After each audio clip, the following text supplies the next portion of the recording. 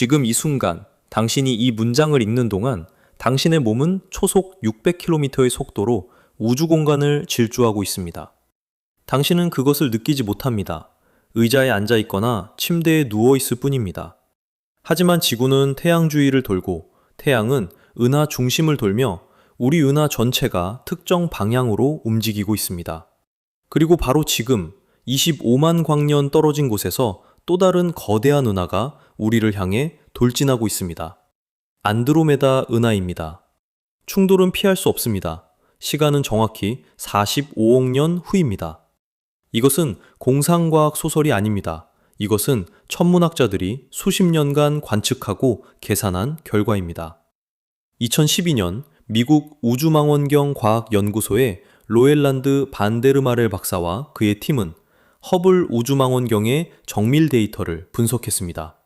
그들은 안드로메다 은하의 별들이 배경 은하들에 대해 어떻게 움직이는지 측정했습니다. 결과는 충격적이었습니다. 안드로메다는 단순히 우리에게 다가오는 것이 아니라 정확히 우리 은하를 향해 초속 110km의 속도로 돌진하고 있었습니다. 측면 이동은 거의 없었습니다. 정면 충돌이었습니다. 하지만 여기서 놀라운 역설이 등장합니다. 두 은하가 충돌할 때 실제로 충돌하는 별은 거의 없을 것입니다. 어떻게 그럴 수 있을까요? 일조개의 별들이 서로를 향해 돌진하는데 충돌이 없다니요. 이것을 이해하려면 우주의 진짜 본질을 이해해야 합니다. 우주는 대부분 텅 비어 있습니다. 당신의 몸을 생각해 보세요. 당신은 단단하다고 느낍니다. 하지만 실제로 당신의 몸을 구성하는 원자들은 대부분 빈 공간입니다. 원자핵과 전자 사이의 거리를 축구장 크기로 확대하면 원자핵은 중앙의 완두콩만한 크기이고 전자는 관중석 어딘가를 떠도는 먼지 입자입니다. 나머지는 전부 빈 공간입니다. 은하도 마찬가지입니다. 우리 은하는 약 2천억 개에서 4천억 개의 별을 포함하고 있습니다. 엄청난 숫자처럼 들립니다. 하지만 이 별들은 직경 10만 광년의 공간에 흩어져 있습니다. 태양에서 가장 가까운 별인 프록시마 켄타우리까지의 거리는 4.24 광년입니다. 이것을 실감하기 위해 축소해 봅시다. 태양을 오렌지 크기로 줄이면 프록시마 켄타우리는 약 2,500km 떨어진 곳에 있는 또 다른 오렌지입니다. 서울에서 베이징까지의 거리보다 멉니다. 그 사이에는 아무것도 없습니다. 완전한 진공입니다. 이제 안드로메다 충돌의 진짜 의미가 보이기 시작합니다. 두 은하가 서로를 관통할 때 별들은 마치 두 개의 유령 구름이 서로를 통과하듯 지나갈 것입니다. 캘리포니아 공과대학의 천체 물리학자 존 듀빈스키는 2090년대에 슈퍼컴퓨터 시뮬레이션을 수행했습니다. 그는 1조 개의 입자를 추적하여 충돌 과정을 재현했습니다. 결과는 놀라웠습니다. 별과 별의 직접 충돌 확률은 사실상 0에 가까웠습니다. 하지만 그렇다고 해서 아무 일도 일어나지 않는다는 뜻은 아닙니다. 문제는 중력입니다. 별들은 충돌하지 않지만 서로의 중력을 느낍니다.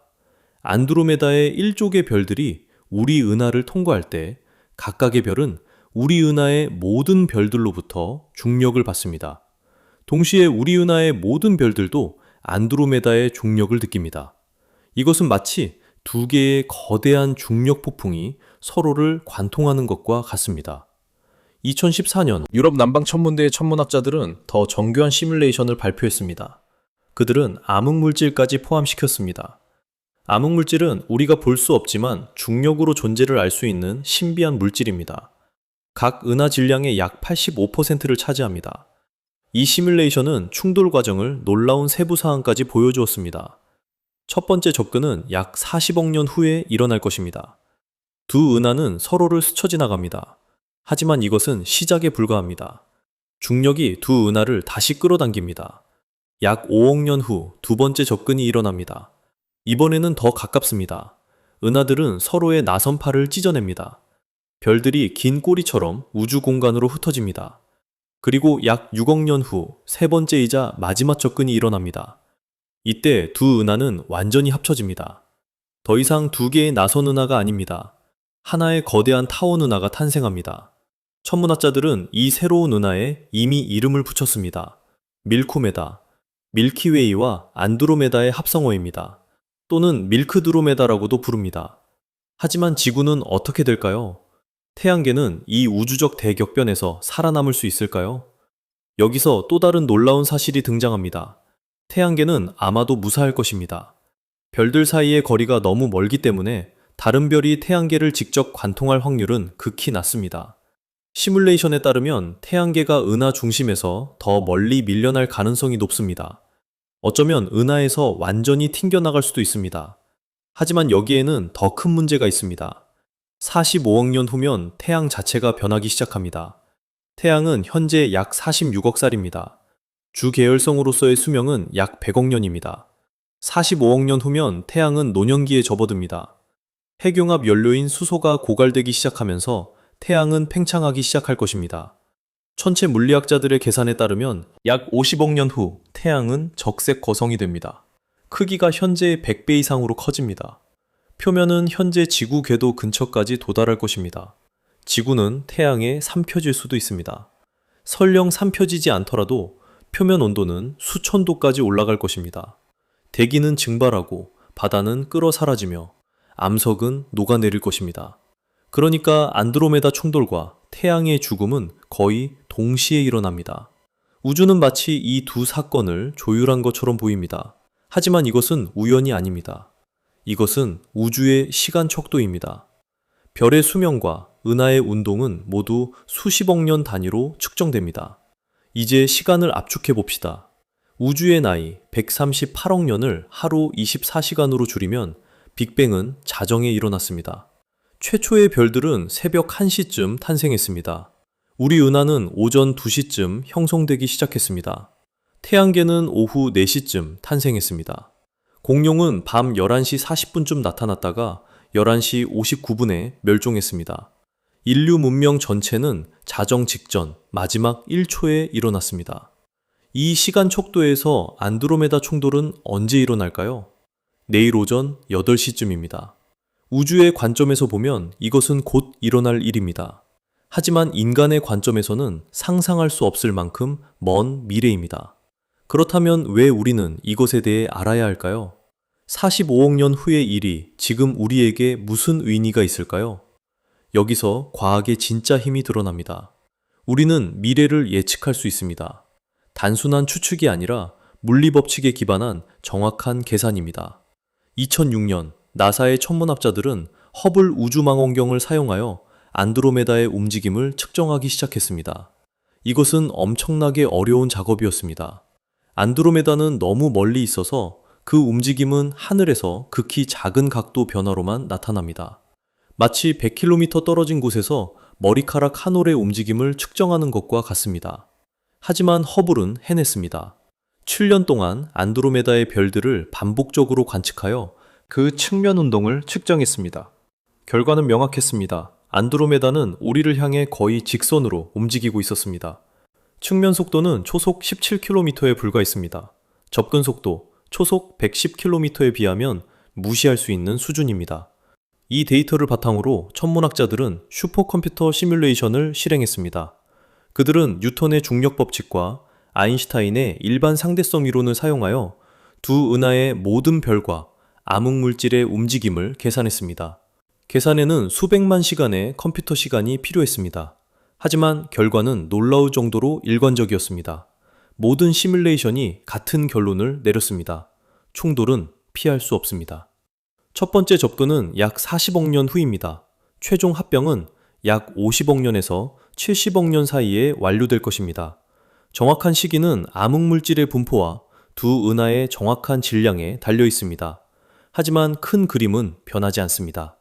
그런데 여기서 흥미로운 질문이 생깁니다. 우리는 이것을 어떻게 할까요? 우리는 45억 년을 기다려볼 수 없습니다. 인류 문명 전체가 겨우 1만 년 정도밖에 되지 않았습니다. 우리가 45억 년 후를 예측할 수 있다는 것 자체가 놀랍지 않습니까? 이것이 가능한 이유는 물리법칙이 시간에 따라 변하지 않기 때문입니다. 중력은 100억 년 전에도 같았고 100억 년 후에도 같을 것입니다. 뉴턴이 350년 전에 발견한 중력 법칙은 여전히 정확합니다. 아인슈타인이 110년 전에 발표한 일반 상대성 이론도 마찬가지입니다.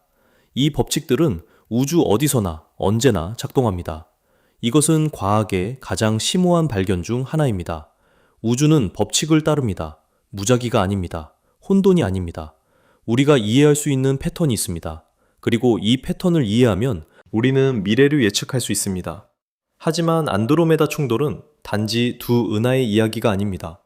이것은 우주 전체의 이야기입니다. 우주는 끊임없이 변하고 있습니다. 은하들은 충돌하고 합쳐집니다. 별들은 태어나고 죽습니다.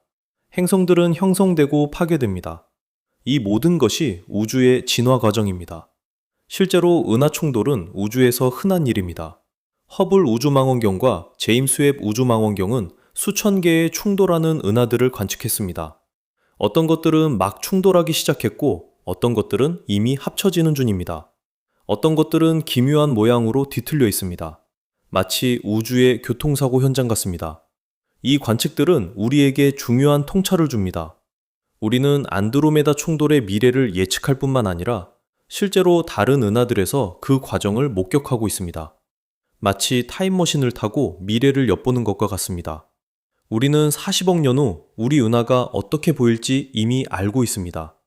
왜냐하면 우주 어딘가에서 지금 그 일이 일어나고 있기 때문입니다. 예를 들어 G은하라고 불리는 NGC 4676과 NGC 4676A는 현재 충돌 중입니다. 그들은 약 3억 광년 떨어져 있습니다. 허블이 찍은 사진을 보면 두 은하 사이에 별들의 긴 다리가 보입니다. 마치 두 은하가 손을 잡고 있는 것처럼 보입니다. 이것은 중력 조성력이 별들을 끌어당긴 결과입니다. 안드로메다와 우리 은하도 언젠가 이렇게 보일 것입니다. 또 다른 예는 더듬이 은하입니다. NGC 4038과 NGC 4039는 약 6,500만 광년 떨어져 있습니다. 그들은 이미 여러 번 서로를 관통했고 지금은 최종 합병 단계에 있습니다. 두 은하의 중심은 점점 가까워지고 있습니다. 수억 년 후면 하나의 거대한 타원 은하가 될 것입니다. 이것이 밀코메다의 미래 모습입니다. 이 관측들은 또 다른 놀라운 사실을 보여줍니다. 은하 충돌은 별 탄생을 촉발합니다. 두 은하가 서로를 관통할 때 가스 구름들이 압축됩니다. 압축된 가스는 중력으로 붕괴하여 새로운 별들을 만듭니다. 충돌하는 은하들은 종종 밝은 파란색으로 빛납니다. 이것은 젊고 뜨거운 별들의 색깔입니다. 안드로메다 충돌도 마찬가지일 것입니다. 두 은하가 처음 접근할 때 엄청난 양의 새로운 별들이 탄생할 것입니다. 밤하늘은 지금보다 훨씬 밝아질 것입니다. 수백만 개의 새로운 별들이 동시에 빛날 것입니다. 만약 그때 지구에 생명체가 있다면 그들은 역사상 가장 장엄한 우주쇼를 목격할 것입니다. 하지만 이 아름다움에는 어두운 면도 있습니다. 새로운 별들이 탄생하면 거대한 별들도 함께 태어납니다. 이 거대한 별들은 수명이 짧습니다. 수백만 년 안에 초신성으로 폭발합니다. 초신성은 엄청난 양의 에너지와 방사선을 방출합니다. 만약 초신성이 태양계 근처에서 폭발한다면 그 방사선은 지구의 생명체에 치명적일 수 있습니다. 2022년 일리노이 대학의 천체 물리학자들은 이 위험을 계산했습니다. 그들은 안드로메다 충돌 동안 태양계 근처에서 초신성이 폭발할 확률을 추정했습니다. 결과는 다소 안심이 되었습니다. 확률은 낮았습니다. 하지만 0은 아니었습니다. 우주는 예측 가능하지만 여전히 위험으로 가득 차 있습니다. 그런데 여기서 더 큰 질문이 생깁니다. 45억 년 후에 지구에 생명체가 있을까요? 인류는 여전히 존재할까요? 아니면 완전히 다른 종이 지구를 지배하고 있을까요? 아니면 지구는 이미 생명이 없는 죽은 행성이 되어 있을까요? 이것을 이해하려면 생명의 역사를 살펴봐야 합니다. 지구에 생명이 처음 나타난 것은 약 38억 년 전입니다. 그 이후로 생명은 끊임없이 진화해 왔습니다. 단세포 생물에서 다세포 생물로, 바다에서 육지로, 파충류에서 포유류로, 그리고 마침내 인간으로. 이 모든 과정에 38억 년이 걸렸습니다. 45억 년은 지구 생명 역사 전체보다 긴 시간입니다. 그 시간 동안 무슨 일이 일어날지 상상조차 할 수 없습니다. 인류는 겨우 30만 년 전에 나타났습니다. 문명은 1만 년밖에 되지 않았습니다. 45억 년은 인류 역사의 45만 배입니다. 진화 생물학자들은 종의 평균 수명이 약 100만 년에서 1000만 년 정도라고 추정합니다. 인류가 이 평균을 따른다면 우리는 안드로메다 충돌을 볼 수 없을 것입니다. 우리는 이미 오래전에 멸종했거나 완전히 다른 종으로 진화했을 것입니다. 하지만 인류는 특별합니다. 우리는 단순히 환경에 적응하는 것이 아니라 환경을 바꿉니다. 우리는 도구를 만들고 기술을 개발하며 지식을 축적합니다. 우리는 이미 달에 갔고 화성에 탐사선을 보냈습니다. 우리는 우주를 이해하기 시작했습니다. 어쩌면 45억 년 후, 인류의 후손들은 더 이상 지구에 살지 않을지도 모릅니다. 그들은 다른 행성으로 이주했을 수도 있습니다. 다른 별 주위를 도는 행성들로 말입니다. 그들은 안드로메다 충돌을 멀리서 지켜볼 것입니다. 마치 우리가 지금 다른 은하들의 충돌을 관측하듯이. 아니면 그들은 훨씬 더 발전했을 수도 있습니다. 그들은 은하 간 여행을 할 수 있을지도 모릅니다. 그들은 안드로메다 은하를 방문했을 수도 있습니다. 그들은 충돌을 막을 방법을 찾았을 수도 있습니다. 아니면 충돌을 이용하여 무언가 놀라운 것을 만들 수도 있습니다. 이것은 공상처럼 들립니다. 하지만 생각해보세요. 100년 전 사람들은 달 착륙을 상상할 수 없었습니다. 200년 전 사람들은 비행기를 상상할 수 없었습니다. 500년 전 사람들은 지구가 둥글다는 것조차 몰랐습니다. 기술은 기하급수적으로 발전합니다. 45억 년은 상상할 수 없을 만큼 긴 시간입니다. 하지만 여기서 또 다른 가능성도 고려해야 합니다. 어쩌면 인류는 스스로를 파괴할지도 모릅니다. 핵전쟁, 기후변화, 인공지능의 폭주, 생물학적 재앙. 우리는 이미 우리 자신을 멸종시킬 수 있는 기술을 가지고 있습니다. 그리고 기술은 계속 발전하고 있습니다. 천체 물리학자 칼 세이건은 이것을 문명의 필터라고 불렀습니다. 모든 지적 문명은 어느 시점에서 자기 파괴의 위험에 직면합니다. 그들이 이 필터를 통과하면 그들은 오래 살아남을 수 있습니다. 하지만 통과하지 못하면 그들은 사라집니다. 우리는 아직 이 필터를 통과하지 못했습니다. 이것이 안드로메다 충돌이 우리에게 주는 진짜 교훈입니다. 우주는 거대하고 오래되었습니다. 우리는 작고 짧습니다. 하지만 우리는 이해할 수 있습니다. 우리는 45억 년 후를 예측할 수 있습니다. 우리는 우주의 법칙을 알고 있습니다. 이것은 놀라운 능력입니다. 하지만 이 능력에는 책임이 따릅니다. 우리는 우리의 미래를 선택할 수 있습니다. 우리는 스스로를 파괴할 수도 있고 별들 사이로 나아갈 수도 있습니다. 선택은 우리의 것입니다. 그런데 이 선택을 하기 위해서는 먼저 우리가 직면한 현실을 정확히 이해해야 합니다. 안드로메다 충돌은 단순한 천문학적 사건이 아닙니다. 이것은 우주가 작동하는 방식에 대한 거대한 실험실입니다. 그리고 이 실험실에서 우리는 두 가지 근본적으로 다른 모델을 비교할 수 있습니다. 하나는 뉴턴의 고전 중력 이론이고 다른 하나는 아인슈타인의 일반 상대성 이론입니다. 표면적으로 보면 두 이론 모두 안드로메다 충돌을 예측합니다. 뉴턴의 법칙으로 계산하면 충돌 시간은 약 40억 년 후입니다. 아인슈타인의 이론으로 계산해도 거의 같은 결과가 나옵니다. 차이는 수백만 년 정도에 불과합니다. 40억 년이라는 시간 척도에서 이것은 오차범위 아닙니다. 그렇다면 두 이론의 차이는 무엇일까요? 왜 우리는 더 복잡한 아인슈타인의 이론이 필요할까요?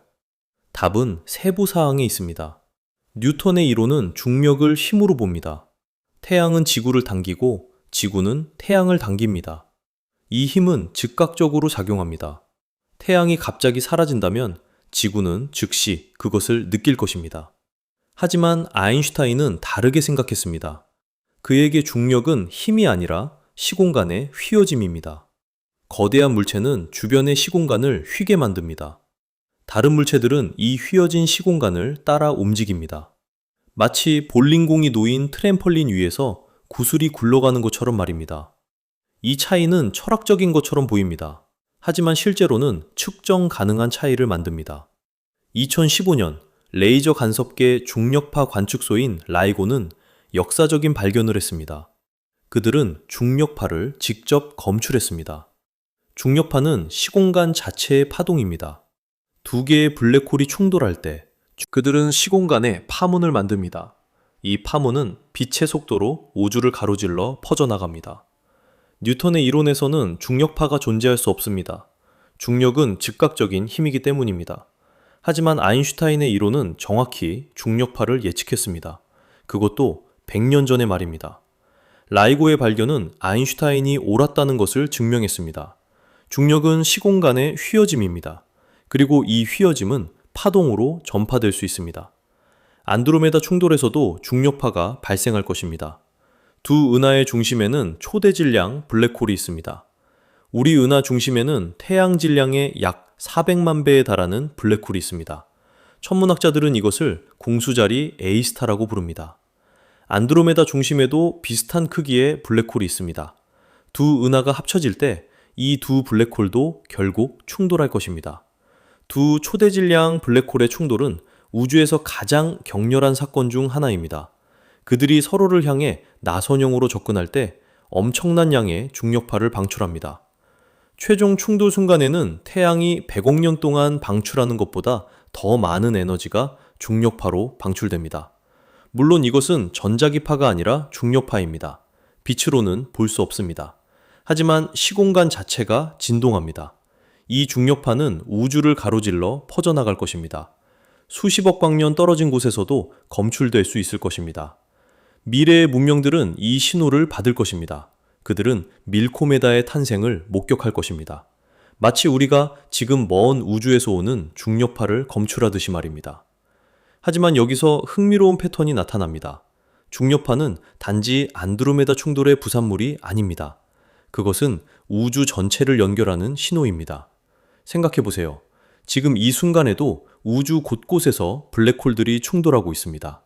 중성자 별들이 합쳐지고 있습니다. 초신성이 폭발하고 있습니다. 이 모든 사건들이 중력파를 만듭니다. 그리고 이 중력파들은 우주를 가로질러 서로 교차합니다. 우리는 중력파의 바다에 살고 있습니다. 마치 물고기가 물속에 사는 것처럼 우리는 시공간의 파동 속에 살고 있습니다. 대부분의 파동은 너무 약해서 감지할 수 없습니다. 하지만 그들은 거기에 있습니다. 끊임없이 우리를 통과하고 있습니다. 당신이 이 문장을 읽는 동안에도 수십억 광년 떨어진 곳에서 온 중력파가 당신의 몸을 통과하고 있습니다. 이것은 놀라운 통찰입니다. 우주는 분리된 사건들의 집합이 아닙니다. 모든 것이 연결되어 있습니다. 중력파를 통해 시공간 자체를 통해 연결되어 있습니다. 안드로메다 충돌은 우리 은하만의 사건이 아닙니다. 그것은 우주 전체의 교향곡 중 하나의 음표입니다. 그런데 이 연결은 더 깊은 수준에서도 존재합니다. 원자 수준에서 말입니다. 당신의 몸을 구성하는 원자들을 생각해 보세요.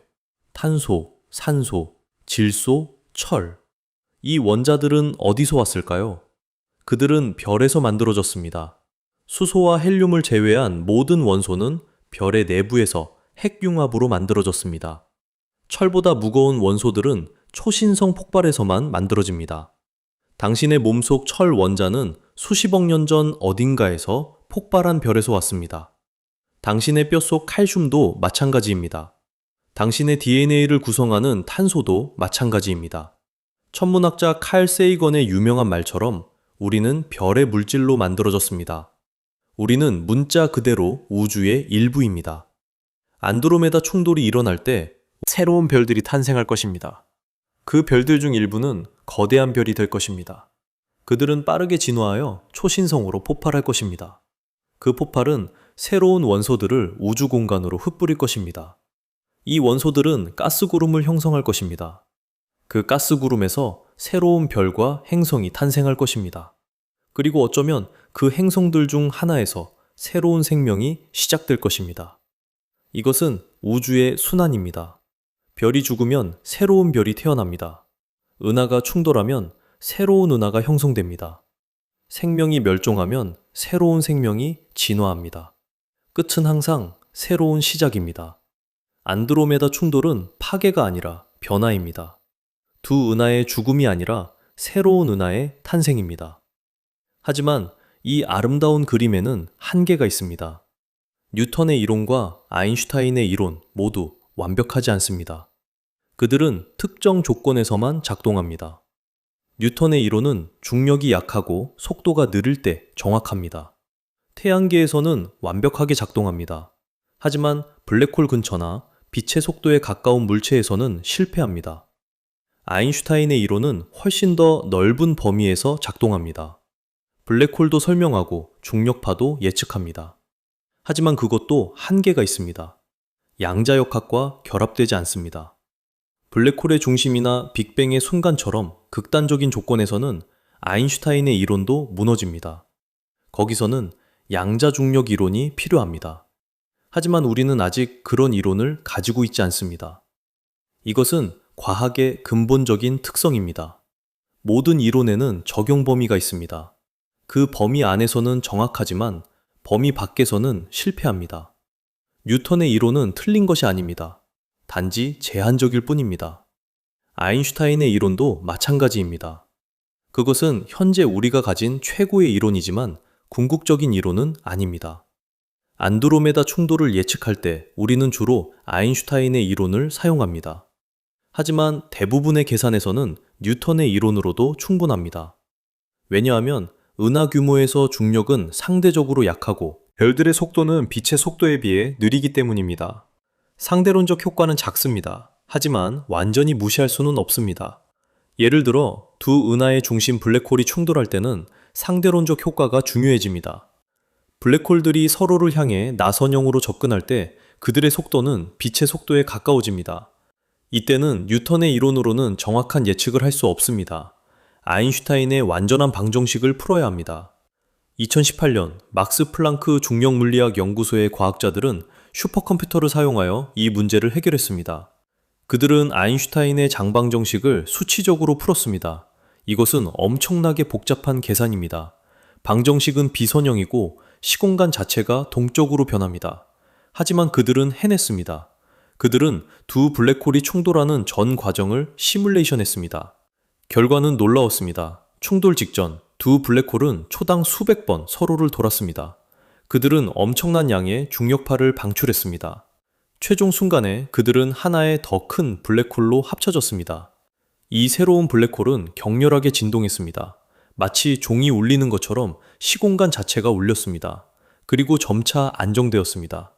이 시뮬레이션은 우리에게 밀코메다 중심에서 무슨 일이 일어날지 보여줍니다. 약 50억 년 후 우리 은하의 블랙홀과 안드로메다의 블랙홀이 충돌할 것입니다. 그 순간 우주에서 가장 강력한 중력파 폭발이 일어날 것입니다. 시공간 자체가 격렬하게 흔들릴 것입니다. 그리고 새로운 초대질량 블랙홀이 탄생할 것입니다. 이 블랙홀은 태양 질량의 약 800만 배가 될 것입니다. 밀코메다의 새로운 심장입니다. 하지만 여기서 우리는 이론의 한계에 부딪힙니다. 블랙홀의 내부에서는 무슨 일이 일어날까요? 아인슈타인의 이론은 블랙홀의 사건의 지평선까지는 설명합니다. 하지만 그 안쪽, 특이점에서는 이론이 무너집니다. 거기서는 시공간의 곡률이 무한대가 됩니다. 물리학의 모든 법칙이 실패합니다. 이것은 이론이 틀렸다는 신호입니다. 자연에는 진짜 무한대가 없습니다.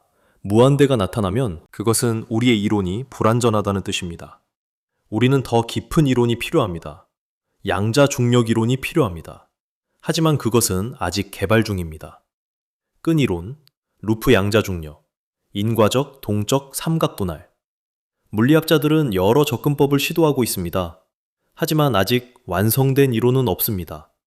우리는 여전히 블랙홀의 내부가 어떻게 작동하는지 모릅니다. 우리는 빅뱅의 정확한 순간에 무슨 일이 일어났는지 모릅니다. 우리는 시공간의 궁극적인 본질을 모릅니다. 이것은 겸손하게 만드는 깨달음입니다. 우리는 45억 년 후를 예측할 수 있습니다. 우리는 은하의 충돌을 계산할 수 있습니다. 하지만 우리는 여전히 우주의 가장 깊은 비밀을 모릅니다. 우리의 지식에는 한계가 있습니다. 우리의 이론에는 경계가 있습니다.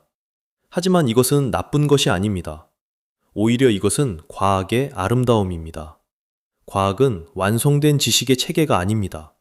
과학은 끊임없는 탐구의 과정입니다. 우리는 질문에 답하지만 각 답은 새로운 질문을 낳습니다. 우리는 한계를 발견하지만 각 한계는 새로운 탐험의 기회입니다. 뉴턴은 중력의 법칙을 발견했습니다. 하지만 그는 중력이 왜 존재하는지 몰랐습니다. 아인슈타인은 중력이 시공간의 휘어짐이라는 것을 보여주었습니다. 하지만 그는 양자역학과 중력을 통합하지 못했습니다. 미래의 과학자들은 양자중력 이론을 발견할 것입니다. 하지만 그들도 새로운 질문에 직면할 것입니다. 이것이 지식의 본질입니다. 우리는 결코 모든 것을 알 수 없을지도 모릅니다. 하지만 우리는 계속 더 많이 알아갈 수 있습니다. 각 세대는 이전 세대보다 더 많이 이해합니다. 각 발견은 우리를 진리에 더 가까이 데려갑니다.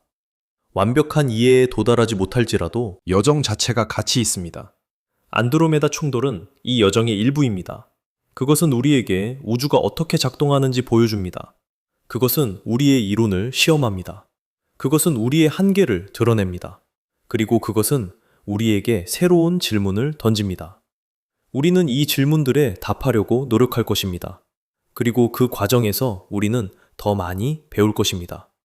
지금 이 순간 안드로메다는 우리를 향해 다가오고 있습니다. 초속 110km의 속도로 말입니다. 우리는 그것을 막을 수 없습니다. 하지만 우리는 그것을 이해할 수 있습니다. 우리는 그것을 예측할 수 있습니다. 우리는 그것으로부터 배울 수 있습니다. 이것이 인간 정신의 힘입니다. 이것이 과학의 아름다움입니다. 40억 년은 긴 시간입니다. 하지만 우주의 관점에서는 짧은 순간입니다. 우주는 138억 살입니다. 40억 년은 그 나이의 3분의 1도 되지 않습니다. 우주는 여전히 젊습니다. 여전히 진화하고 있습니다. 여전히 변하고 있습니다. 안드로메다 충돌은 이 진화의 한 단계일 뿐입니다. 그리고 우리는 이 진화를 목격하는 특권을 가지고 있습니다. 우리는 우주를 이해할 수 있는 의식을 가진 존재입니다. 우리는 질문을 던질 수 있습니다. 우리는 답을 찾을 수 있습니다. 우리는 경이로움을 느낄 수 있습니다. 이것은 놀라운 선물입니다. 우리는 이 선물을 낭비해서는 안 됩니다. 우리는 계속 질문해야 합니다. 계속 탐구해야 합니다. 계속 배워야 합니다. 왜냐하면 궁극적으로 안드로메다 충돌이 우리에게 가르쳐주는 것은 단순한 천문학적 사실이 아니기 때문입니다. 그것은 우리 자신에 대한 무언가를 가르쳐줍니다. 우리는 우주의 일부입니다. 우리는 별의 물질로 만들어졌습니다. 우리는 시공간의 파동 속에 살고 있습니다. 우리는 거대한 우주적 춤의 일부입니다. 그리고 우리는 이 춤을 이해할 수 있는 유일한 존재일지도 모릅니다. 이것은 책임입니다. 하지만 또한 기회입니다. 우리는 우주를 이해할 수 있습니다. 우리는 미래를 예측할 수 있습니다. 우리는 선택을 할 수 있습니다. 안드로메다 충돌은 피할 수 없습니다. 하지만 우리의 미래는 아직 결정되지 않았습니다. 우리는 여전히 쓰고 있습니다. 우리는 여전히 선택하고 있습니다. 우리는 여전히 진화하고 있습니다. 그리고 이것이 진짜 이야기입니다. 안드로메다 충돌의 이야기가 아니라 이해하려는 우리의 노력의 이야기입니다. 한계를 넘어서려는 우리의 시도의 이야기입니다. 더 많이 알고자 하는 우리의 욕망의 이야기입니다. 이것이 인류의 이야기입니다. 그리고 이 이야기는 아직 끝나지 않았습니다. 하지만 이 이야기를 계속하기 전에 우리는 한 가지 근본적인 질문에 직면해야 합니다. 우리가 지금까지 말한 모든 것, 모든 계산, 모든 예측은 하나의 가정에 기반하고 있습니다. 물리 법칙이 변하지 않는다는 가정입니다. 하지만 정말 그럴까요? 45억 년 동안 중력 상수는 정말 똑같을까요? 빛의 속도는 변하지 않을까요? 시공간의 구조 자체는 안정적일까요? 이것은 단순한 철학적 질문이 아닙니다. 이것은 측정 가능한 과학적 질문입니다. 그리고 놀랍게도 우리는 이미 부분적인 답을 가지고 있습니다. 천문학자들은 수십억 광년 떨어진 은하들을 관측합니다. 그 빛은 수십억 년 전에 출발했습니다. 우리가 그 은하들을 볼 때 우리는 과거를 보고 있습니다. 그리고 그 과거의 빛을 분석하면 당시의 물리 법칙을 알 수 있습니다. 2003년 호주 뉴사우스웨일스 대학의 존 웹 교수와 그의 팀은 놀라운 연구를 발표했습니다. 그들은 120억 광년 떨어진 퀘이사들의 스펙트럼을 분석했습니다. 퀘이사는 초대질량 블랙홀이 물질을 삼키면서 방출하는 엄청난 빛입니다. 그 빛이 지구로 오는 동안 중간에 있는 가스구름을 통과합니다. 가스구름의 원자들은 특정 파장의 빛을 흡수합니다. 이 흡수선의 정확한 위치는 미세구조 상수라는 물리상수에 달려 있습니다. 미세구조 상수는 전자기력의 강도를 결정합니다. 그것은 약 1 나누기 137입니다. 이 숫자는 우주에서 가장 신비한 숫자 중 하나입니다. 왜 하필 137분의 1일까요? 아무도 모릅니다. 웹 교수의 팀은 이 상수가 과거에 달랐는지 확인하려고 했습니다. 그들은 수백 개의 퀘이사 스펙트럼을 분석했습니다. 결과는 논란의 여지가 있었습니다. 그들은 미세구조 상수가 100억 년 전에 지금보다 약간 작았다는 증거를 발견했다고 주장했습니다. 차이는 극히 작았습니다. 100만 분의 1 정도였습니다. 하지만 만약 진짜라면 이것은 혁명적인 발견이었습니다. 하지만 다른 연구팀들은 같은 결과를 얻지 못했습니다. 2015년 유럽 남방천문대의 천문학자들은 더 정밀한 관측을 수행했습니다. 그들은 초대형 망원경을 사용하여 더 먼 퀘이사들을 관측했습니다. 그들의 결론은 달랐습니다. 미세구조 상수는 변하지 않았습니다. 적어도 그들의 측정 정밀도 내에서는 말입니다. 논쟁은 계속되고 있습니다. 어떤 과학자들은 상수가 변한다고 믿습니다. 다른 과학자들은 변하지 않는다고 믿습니다. 진실은 아직 확실하지 않습니다. 하지만 여기서 중요한 것은 우리가 이 질문을 던질 수 있다는 사실입니다. 우리는 100억 년 전의 물리 법칙을 측정할 수 있습니다. 우리는 과거와 현재를 비교할 수 있습니다. 이것은 놀라운 능력입니다. 그리고 지금까지의 모든 증거는 한 가지를 가리킵니다.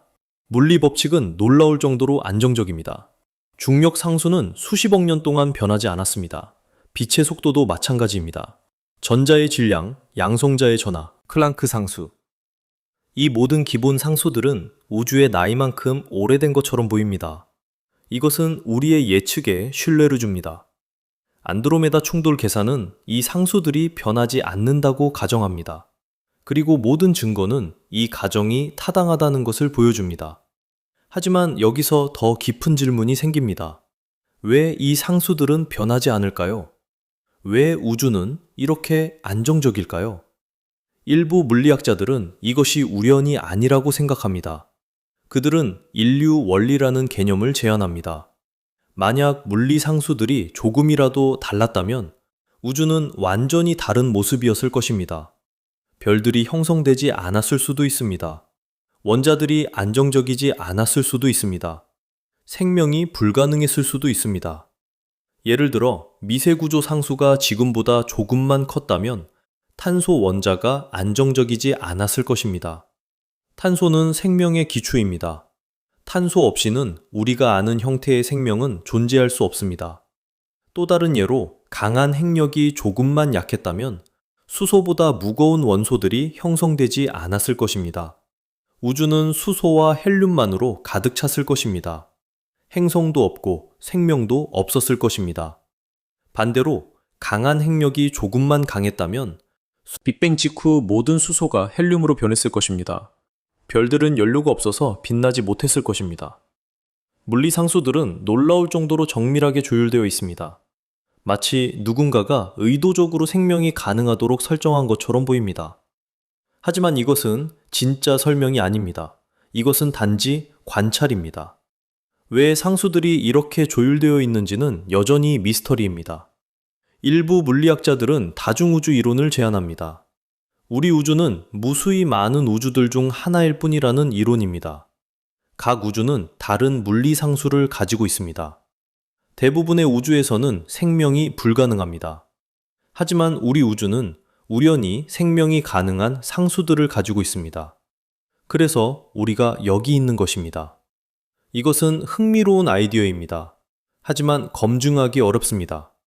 다른 우주들을 관측할 방법이 없기 때문입니다. 그들은 정의상 우리와 인과적으로 연결되어 있지 않습니다. 다른 물리학자들은 더 근본적인 이론을 찾고 있습니다. 모든 물리 상수들이 하나의 더 깊은 원리에서 나온다는 이론입니다. 끈 이론은 이런 시도 중 하나입니다. 끈 이론에서는 모든 입자가 진동하는 끈으로 만들어져 있습니다. 다른 진동 모드가 다른 입자를 만듭니다. 그리고 이론적으로 모든 물리 상수들이 끈의 기본 속성에서 계산될 수 있어야 합니다. 하지만 끈 이론은 아직 완성되지 않았습니다. 그것은 수학적으로 아름답지만 실험적으로 검증하기 어렵습니다. 끈의 크기는 플랑크 길이 정도입니다.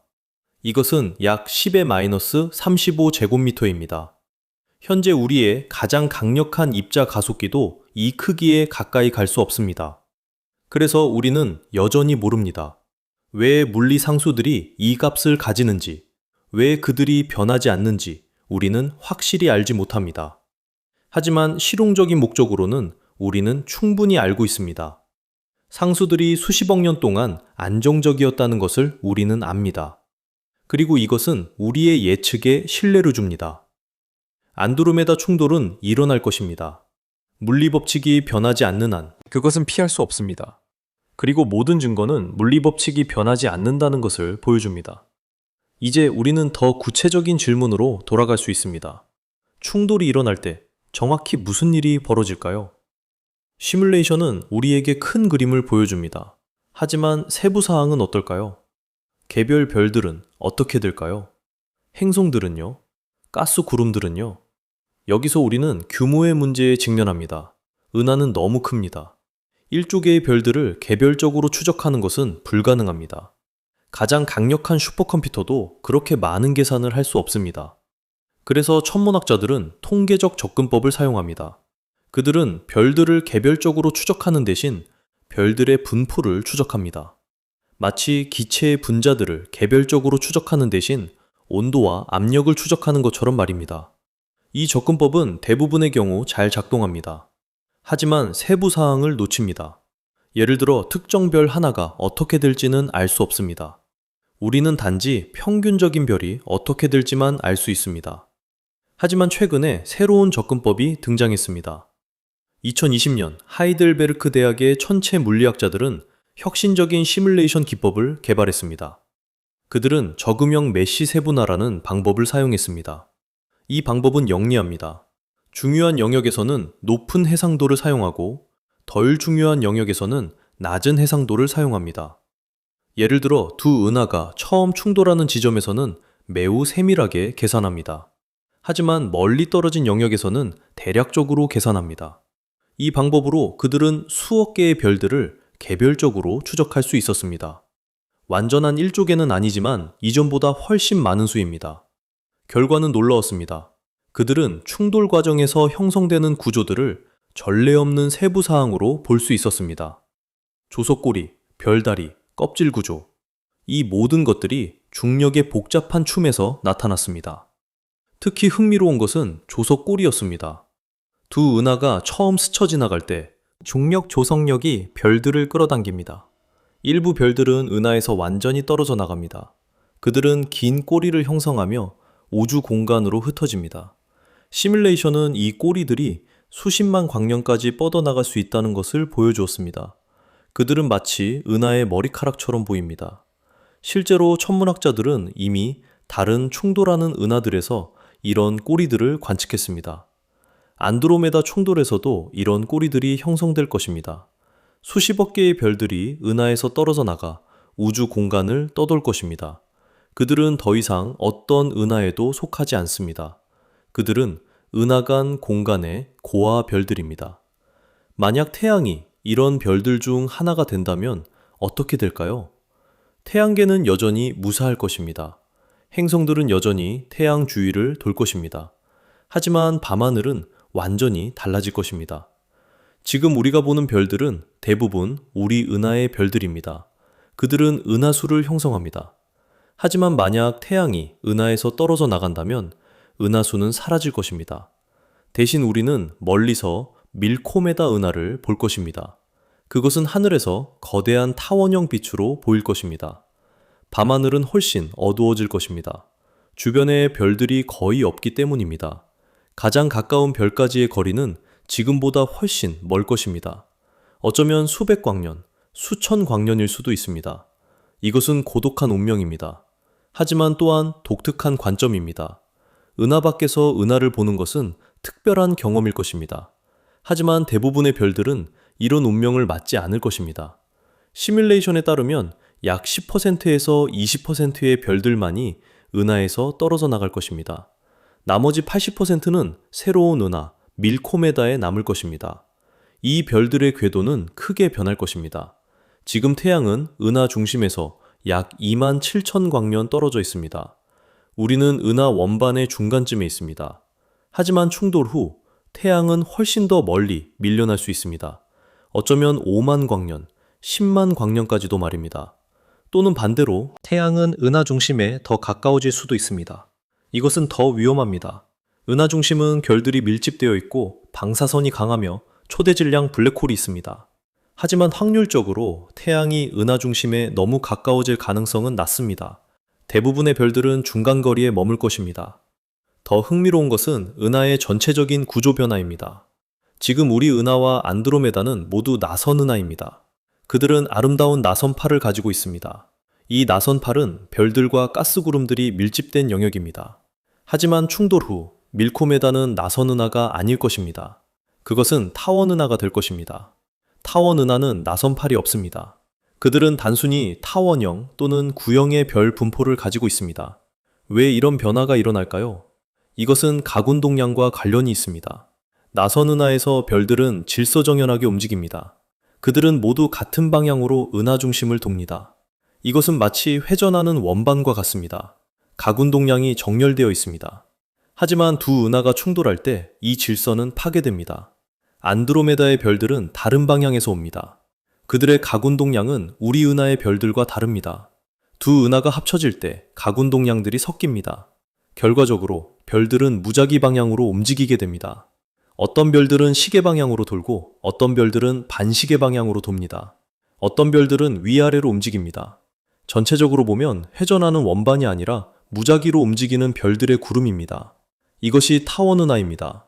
그들은 회전하지 않습니다. 또는 더 정확히 말하면 전체적인 회전이 거의 없습니다. 개별 별들은 움직이지만 집단적인 회전은 없습니다. 이것은 나선 은하와 타원 은하의 근본적인 차이입니다. 나선 은하는 질서가 있습니다. 타원 은하는 혼돈이 있습니다. 또는 더 정확히 말하면 다른 종류의 질서가 있습니다. 물리학자들은 이것을 엔트로피의 증가라고 부릅니다. 충돌 전 두 은하는 낮은 엔트로피 상태에 있었습니다. 별들의 움직임이 질서 정연했습니다. 충돌 후 밀코메다는 높은 엔트로피 상태에 있습니다. 별들의 움직임이 무작위적입니다. 이것은 연력학 제2법칙의 우주적 버전입니다. 엔트로피는 항상 증가합니다. 질서는 혼돈으로 변합니다. 이것은 피할 수 없는 우주의 법칙입니다. 하지만 여기서 흥미로운 역설이 있습니다. 엔트로피가 증가하는 것은 나쁜 것처럼 들립니다. 질서가 파괴되는 것은 파괴적인 것처럼 보입니다. 하지만 실제로는 그렇지 않습니다. 타원 은하는 나선 은하만큼 아름답습니다. 단지 다른 종류의 아름다움입니다. 그들은 부드럽고 대칭적입니다. 그들은 고요하고 안정적입니다. 그리고 타원 은하에서도 별들은 계속 빛납니다. 행성들은 계속 존재합니다. 생명은 계속 가능합니다. 구조가 바뀌었을 뿐 본질은 같습니다. 실제로 우주에서 가장 큰 은하들은 대부분 타원 은하입니다. 그들은 여러 번의 충돌과 합병을 거쳐 형성되었습니다. 그들은 은하 진화의 최종 단계입니다. 밀코메다도 이런 거대한 타원 은하가 될 것입니다. 그것은 우리 은하군에서 가장 큰 은하가 될 것입니다. 그것은 수조 개의 별들을 포함할 것입니다. 그것은 직경이 약 20만 광년이 될 것입니다. 하지만 이것이 끝이 아닙니다. 밀코메다도 계속 진화할 것입니다. 새로운 별들이 탄생하고 오래된 별들이 죽을 것입니다. 은하는 천천히 변할 것입니다. 그리고 어쩌면 수백억 년 후 밀코메다는 다른 은하와 충돌할 수도 있습니다. 우리 은하군에는 다른 작은 은하들도 있습니다. 삼각형 자리 은하, 데마젤란 은하, 소마젤란 은하. 그들도 결국 밀코메다와 합쳐질 수 있습니다. 우주는 끊임없이 변합니다. 은하들은 충돌하고 합쳐집니다. 이것은 우주 진화의 자연스러운 과정입니다. 하지만 여기서 우리는 더 큰 그림을 봐야 합니다. 안드로메다 충돌은 단지 우리 은하군의 이야기가 아닙니다. 이것은 우주 전체의 이야기입니다. 우주는 팽창하고 있습니다. 이것은 2020년대 에드윈 허블이 발견한 사실입니다. 먼 은하들은 우리에게서 멀어지고 있습니다. 그리고 더 먼 은하일수록 더 빠르게 멀어집니다. 이 팽창은 가속되고 있습니다. 이것은 2090년대 후반에 발견되었습니다. 천문학자들은 먼 초신성들을 관측하여 우주의 팽창 속도를 측정했습니다. 그들은 놀라운 사실을 발견했습니다. 우주는 단순히 팽창하는 것이 아니라 점점 더 빠르게 팽창하고 있었습니다. 이것은 예상치 못한 발견이었습니다. 중력은 인력입니다. 그것은 물체들을 끌어당깁니다. 그래서 우주의 팽창은 느려져야 합니다. 하지만 실제로는 가속되고 있었습니다. 이것을 설명하기 위해 물리학자들은 암흑에너지라는 개념을 도입했습니다. 암흑에너지는 우주를 가득 채우고 있는 신비한 에너지입니다. 그것은 청력을 가지고 있습니다. 그것은 공간을 밀어냅니다. 암흑에너지는 우주 전체 에너지의 약 68%를 차지합니다. 암흑물질은 약 27%입니다. 우리가 볼 수 있는 일반 물질은 겨우 5%에 불과합니다.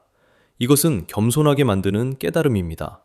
우리가 이해하는 물질은 우주의 극히 일부에 불과합니다. 나머지 95%는 여전히 미스터리입니다. 암흑에너지 때문에 우주는 계속 팽창할 것입니다. 그리고 점점 더 빠르게 팽창할 것입니다. 먼 은하들은 점점 더 빠르게 멀어질 것입니다. 결국 수천억 년 후 우리 은하군 밖의 모든 은하들은 너무 멀리 멀어져서 볼 수 없게 될 것입니다. 그들은 빛의 속도보다 빠르게 멀어질 것입니다.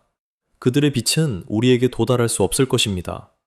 밀코메다는 고립될 것입니다. 우리 은하군의 은하들만 볼 수 있을 것입니다. 나머지 우주는 사라질 것입니다. 영원히 도달할 수 없는 곳으로 말입니다. 이것은 우주의 미래에 대한 암울한 그림입니다. 하지만 이것은 수천억 년 후의 일입니다. 안드로메다 충돌보다 훨씬 먼 미래입니다. 지금 당장은 우리 은하군 내에서 중력이 암흑 에너지보다 강합니다. 그래서 안드로메다는 우리에게 다가오고 있습니다. 우주의 팽창에도 불구하고 국지적으로는 중력이 이깁니다. 이것은 중요한 통찰입니다. 우주는 단순하지 않습니다. 전체적으로는 팽창하지만 국지적으로는 수축할 수 있습니다. 큰 규모에서는 암흑 에너지가 지배하지만 작은 규모에서는 중력이 지배합니다.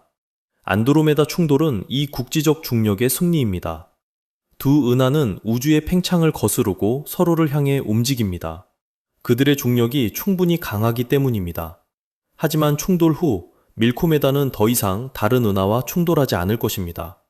주변의 모든 은하들은 이미 합쳐졌거나 너무 멀리 떨어져 있을 것입니다. 밀코메다는 우주에서 고립된 섬이 될 것입니다. 이것은 은하 진화의 최종 단계입니다. 충돌과 합병의 시대가 끝나고 고립과 진화의 시대가 시작됩니다. 그 시대에 밀코메다는 어떻게 될까요? 별들은 계속 탄생하고 죽을 것입니다. 하지만 점차 별 탄생 속도는 느려질 것입니다. 왜냐하면 가스가 고갈되기 때문입니다. 별들은 가스로 만들어집니다. 수소가스 구름이 중력으로 붕괴하여 별이 됩니다. 하지만 가스는 유한합니다. 별들이 가스를 소비하면 새로운 별을 만들 가스가 줄어듭니다. 물론 오래된 별들이 죽을 때 그들은 가스를 우주 공간으로 되돌려줍니다. 특히 초신성 폭발은 엄청난 양의 가스를 방출합니다. 이 가스는 재활용되어 새로운 별을 만들 수 있습니다. 하지만 이 재활용은 완벽하지 않습니다. 일부 가스는 은하에서 완전히 날아가 버립니다. 일부 가스는 백색 외성이나 중성자별, 블랙홀에 갇혀버립니다. 시간이 지날수록 사용 가능한 가스는 줄어듭니다. 천문학자들의 계산에 따르면 밀코메다에서 별 탄생은 약 1조 년 후에 거의 멈출 것입니다. 그때쯤이면 대부분의 가스가 소진되거나 별에 갇혀 있을 것입니다. 그 후 밀코메다는 천천히 어두워질 것입니다. 새로운 별들이 탄생하지 않기 때문입니다. 기존의 별들은 계속 빛나지만 그들도 결국 죽을 것입니다. 가장 무거운 별들은 이미 오래전에 죽었을 것입니다. 그들의 수명은 수백만 년에서 수천만 년에 불과합니다. 중간 크기의 별들, 태양 같은 별들은 약 100억 년 동안 빛납니다. 그들도 결국 적색 거성이 되고 백색 외성으로 끝날 것입니다. 가장 작은 별들, 적색 외성들은 가장 오래 살아남습니다. 그들의 수명은 수조년입니다. 그들은 밀코메다의 마지막 빛이 될 것입니다. 하지만 결국 수조년 후 마지막 적색 외성도 꺼질 것입니다. 그때 밀코메다는 완전히 어두워질 것입니다. 더 이상 빛나는 별이 없을 것입니다. 은하는 백색 외성, 중성자별, 블랙홀들로만 구성될 것입니다. 그들은 빛을 내지 않습니다.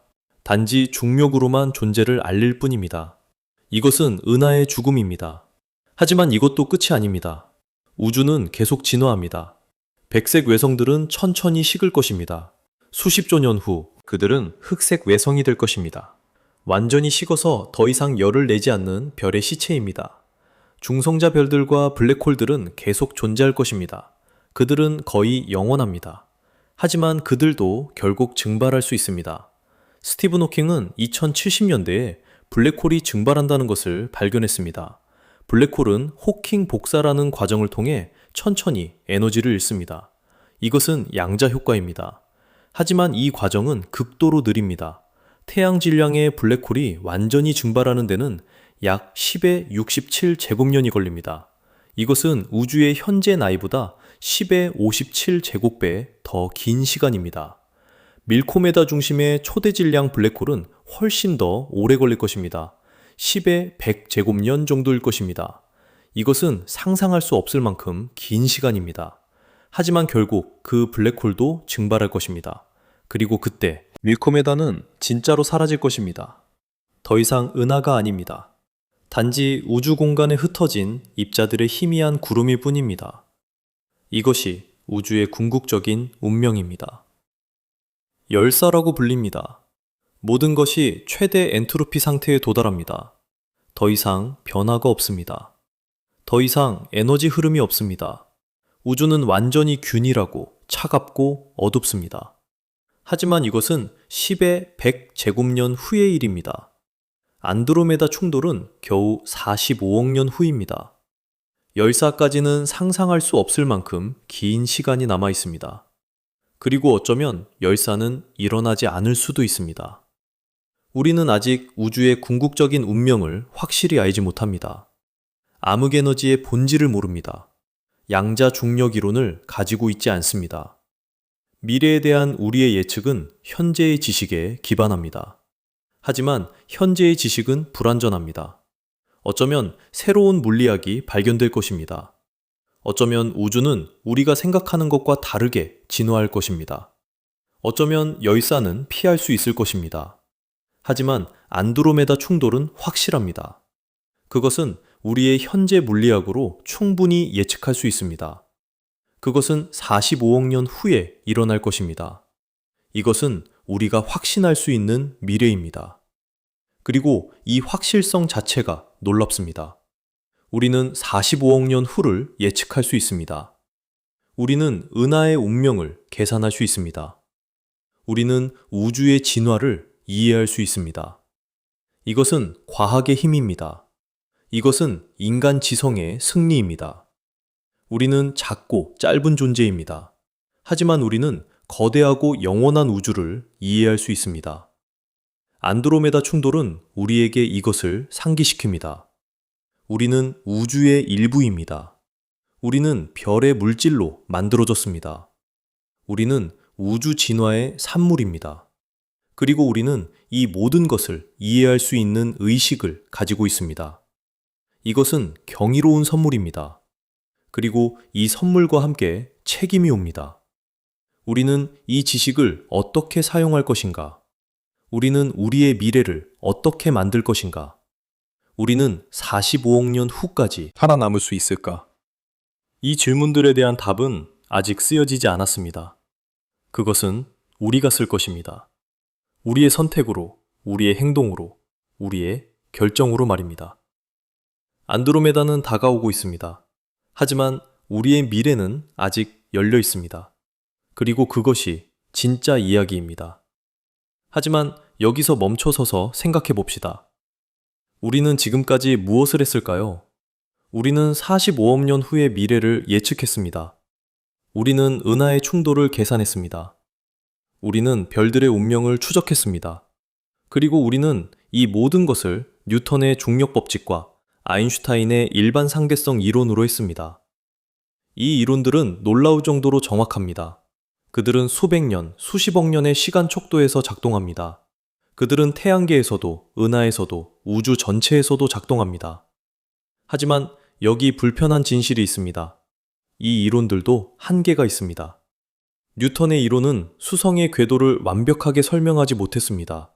수성은 태양에 가장 가까운 행성입니다. 그곳에서 중력은 강하고 시공간의 휘어짐은 측정 가능합니다.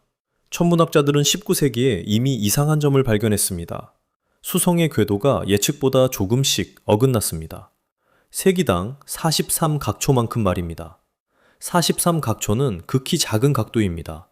하지만 측정할 수 있었습니다. 그리고 뉴턴의 이론으로는 설명할 수 없었습니다. 천문학자들은 당황했습니다. 어떤 이들은 수성 안쪽에 또 다른 행성이 있다고 추측했습니다. 그들은 그것을 벌컨이라고 불렀습니다. 하지만 벌컨은 발견되지 않았습니다. 왜냐하면 그것은 존재하지 않았기 때문입니다. 답은 2015년에 왔습니다. 아인슈타인이 일반 상대성 이론을 발표했을 때입니다. 그의 이론은 수성의 궤도를 완벽하게 설명했습니다. 추가 행성도 필요 없었습니다. 단지 시공간의 휘어짐을 고려하면 되었습니다. 이것은 과학의 진보가 어떻게 일어나는지 보여줍니다. 오래된 이론은 틀린 것이 아닙니다. 단지 불완전할 뿐입니다. 새로운 이론은 오래된 이론을 포함하면서도 더 넓은 범위를 설명합니다. 뉴턴의 이론은 여전히 유효합니다. 우리는 여전히 그것을 사용합니다. 인공위성을 쏘아 올릴 때, 행성 탐사선의 궤도를 계산할 때 우리는 뉴턴의 법칙을 사용합니다. 왜냐하면 그 상황에서는 충분히 정확하기 때문입니다. 하지만 극단적인 상황에서는 아인슈타인의 이론이 필요합니다. 블랙홀 근처에서, 빛의 속도에 가까운 물체에서, 강한 중력장에서 말입니다. 그렇다면 아인슈타인의 이론은 완벽할까요? 그것은 모든 것을 설명할까요? 아닙니다. 아인슈타인의 이론도 한계가 있습니다. 그것은 양자역학과 양립하지 않습니다. 양자역학은 20세기 초에 발견된 또 다른 혁명적인 이론입니다. 그것은 원자와 아원자, 입자의 세계를 설명합니다. 그것은 놀라울 정도로 정확합니다. 현대 기술의 대부분은 양자역학에 기반합니다. 컴퓨터, 레이저, 태양전지, 의료 영상 장비 모두 양자역학 없이는 불가능했을 것입니다. 하지만 양자역학과 일반 상대성 이론은 서로 맞지 않습니다. 그들은 다른 언어로 쓰여진 것처럼 보입니다. 양자역학은 확률과 불확정성을 다룹니다. 일반 상대성 이론은 결정론적이고 연속적입니다. 두 이론을 합치려는 시도는 100년 동안 계속되었습니다. 하지만 아직 성공하지 못했습니다. 블랙홀의 중심에서 무슨 일이 일어날까요? 거기서는 중력이 극도로 강하고 공간이 극도로 작습니다. 일반 상대성 이론과 양자역학이 모두 중요해집니다. 하지만 우리는 그들을 함께 사용할 방법을 모릅니다. 빅뱅의 순간은 어땠을까요? 우주 전체가 한 점에 압축되어 있었습니다. 거기서도 두 이론이 모두 필요합니다. 하지만 우리는 그것을 계산할 수 없습니다. 이것은 현대 물리학의 가장 큰 미해결 문제입니다. 양자 중력 이론을 찾는 것입니다. 여러 후보 이론들이 있습니다. 끈 이론은 가장 유명합니다. 그것은 모든 입자가 진동하는 1차원 끈으로 만들어져 있다고 제안합니다. 다른 진동 모드가 다른 입자를 만듭니다. 전자는 한 방식으로 진동하는 끈입니다. 쿼크는 다른 방식으로 진동하는 끈입니다. 중력자, 중력을 전달하는 가상의 입자도 특정 진동 모드입니다. 끈 이론은 수학적으로 아름답습니다. 그것은 일반 상대성 이론과 양자역학을 자연스럽게 통합합니다. 하지만 문제가 있습니다. 끈 이론은 우리 우주가 10차원 또는 11차원이어야 한다고 예측합니다. 11차원이요? 우리는 3차원 공간과 1차원 시간, 총 4차원만 경험합니다. 나머지 7차원은 어디에 있을까요? 끈 이론가들은 그들이 말아 올려져 있다고 말합니다. 너무 작아서 볼 수 없다고 합니다. 플랑크 길이 정도의 크기로 말입니다. 이것은 약 10의 마이너스 35제곱미터입니다. 이것은 검증하기 불가능할 정도로 작습니다. 현재 우리의 가장 강력한 입자 가속기도 10의 마이너스 19제곱미터 정도의 거리만 탐사할 수 있습니다. 플랑크 길이는 그보다 16자릿수나 더 작습니다. 그래서 끈 이론은 아름다운 수학이지만 실험적으로 검증할 방법이 없습니다. 적어도 현재 기술로는 말입니다. 다른 접근법도 있습니다. 루프 양자 중력은 시공간 자체가 양자화되어 있다고 제안합니다. 시공간은 연속적이지 않고 이산적인 조각들로 만들어져 있다는 것입니다. 마치 디지털 이미지가 픽셀로 만들어진 것처럼 말입니다. 이 이론도 흥미롭습니다. 하지만 역시 검증하기 어렵습니다. 인과적 동적 삼각분할, 비가환 기하학, 비대칭 중력. 물리학자들은 다양한 아이디어를 탐구하고 있습니다. 하지만 아직 결정적인 답은 없습니다. 이것이 의미하는 바는 무엇일까요? 안드로메다 충돌 예측에 이것이 영향을 미칠까요? 대부분의 경우 아닙니다. 은하 충돌은 양자 효과가 중요하지 않은 규모에서 일어납니다. 별들은 원자보다 훨씬 큽니다. 중력은 상대적으로 약합니다. 고전적인 일반 상대성 이론으로 충분합니다. 하지만 두 은하의 중심, 블랙홀이 충돌할 때는 다를 수 있습니다. 블랙홀의 내부, 특이점에서는 양자 효과가 중요해질 것입니다. 거기서는 우리의 이론이 무너집니다. 하지만 다행히도 블랙홀의 내부에서 일어나는 일은 외부에 영향을 미치지 않습니다. 사건의 지평선이 그것을 차단합니다. 블랙홀 내부의 정보는 밖으로 나올 수 없습니다. 그래서 실용적인 목적으로는 우리의 예측은 여전히 유효합니다. 안드로메다 충돌은 우리가 계산한 대로 일어날 것입니다. 하지만 이것은 더 깊은 질문을 제기합니다. 우리의 이론들이 불완전하다면 우리는 정말로 미래를 예측할 수 있을까요? 답은 예, 하지만 조건부입니다. 우리는 이론의 적용 범위 내에서 예측할 수 있습니다. 뉴턴의 이론은 태양계에서 정확합니다. 아인슈타인의 이론은 은하와 우주에서 정확합니다. 하지만 둘 다 극단적인 조건에서는 실패합니다. 이것은 과학의 본질적인 특성입니다. 모든 이론은 근사입니다. 모든 모델은 단순화입니다. 우리는 현실의 완벽한 복사본을 만들 수 없습니다. 우리는 단지 현실에 유용한 근사를 만들 수 있을 뿐입니다. 하지만 이것으로 충분합니다. 근사가 충분히 좋으면 우리는 예측할 수 있습니다. 우리는 계획할 수 있습니다. 우리는 이해할 수 있습니다. 안드로메다 충돌의 경우 우리의 근사는 매우 좋습니다. 오차는 수백만 년 정도입니다. 40억 년이라는 시간 척도에서 이것은 1% 미만의 오차입니다. 이것은 놀라운 정확도입니다.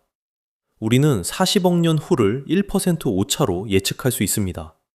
하지만 여기서 역설이 나타납니다. 우리가 더 많이 알수록 우리는 우리가 모르는 것이 더 많다는 것을 깨닫습니다. 뉴턴 시대의 과학자들은 그들이 거의 모든 것을 이해했다고 생각했습니다. 중력의 법칙이 발견되었습니다. 행성의 운동이 설명되었습니다. 우주는 시계처럼 작동하는 기계였습니다. 하지만 19세기 말 새로운 발견들이 쏟아졌습니다. 전자기파, 방사능, 원자의 구조. 갑자기 우주는 훨씬 더 복잡해 보였습니다. 20세기 초 양자역학과 상대성 이론이 등장했습니다. 우주는 더욱 이상해졌습니다. 입자는 파동이기도 했습니다. 시간은 절대적이지 않았습니다. 관측은 현실에 영향을 미쳤습니다. 20세기 중반 암흑물질과 암흑에너지가 발견되었습니다. 우주의 95%가 우리가 이해하지 못하는 것으로 만들어져 있었습니다. 21세기 초 우리는 여전히 근본적인 질문들에 답하지 못하고 있습니다. 양자중력은 무엇인가? 암흑물질은 무엇인가? 암흑에너지는 무엇인가? 의식은 어떻게 작동하는가? 생명은 어떻게 시작되었는가? 우리가 더 많이 배울수록 우리는 더 많은 질문을 발견합니다. 지식의 경계가 확장될수록 미지의 영역도 확장됩니다. 이것은 좌절스러울 수 있습니다. 하지만 또한 흥미진진합니다. 우리는 결코 모든 것을 알 수 없을지도 모릅니다. 하지만 우리는 항상 더 많이 배울 수 있습니다. 안드로메다 충돌은 이 여정의 일부입니다. 그것은 우리에게 우주가 어떻게 작동하는지 가르쳐 줍니다. 그것은 우리의 이론을 시험합니다. 그것은 우리의 한계를 보여줍니다. 그리고 그것은 우리에게 겸손을 가르쳐 줍니다. 우리는 45억 년 후를 예측할 수 있습니다. 이것은 놀라운 능력입니다. 하지만 우리는 블랙홀의 내부를 이해하지 못합니다. 우리는 우주의 95%가 무엇인지 모릅니다. 우리는 양자역학과 중력을 통합하지 못했습니다. 우리는 강력하지만 제한적입니다. 우리는 지식이 있지만 불완전합니다. 우리는 이해하지만 부분적으로만 이해합니다. 이것이 과학의 진짜 모습입니다. 완성된 지식의 체계가 아니라 진행 중인 탐구의 과정입니다. 그리고 이 과정에서 우리는 놀라운 것들을 발견합니다. 예를 들어 중력파를 생각해 봅시다. 아인슈타인은 100년 전에 그것을 예측했습니다. 하지만 그는 그것이 너무 약해서 결코 검출할 수 없을 것이라고 생각했습니다.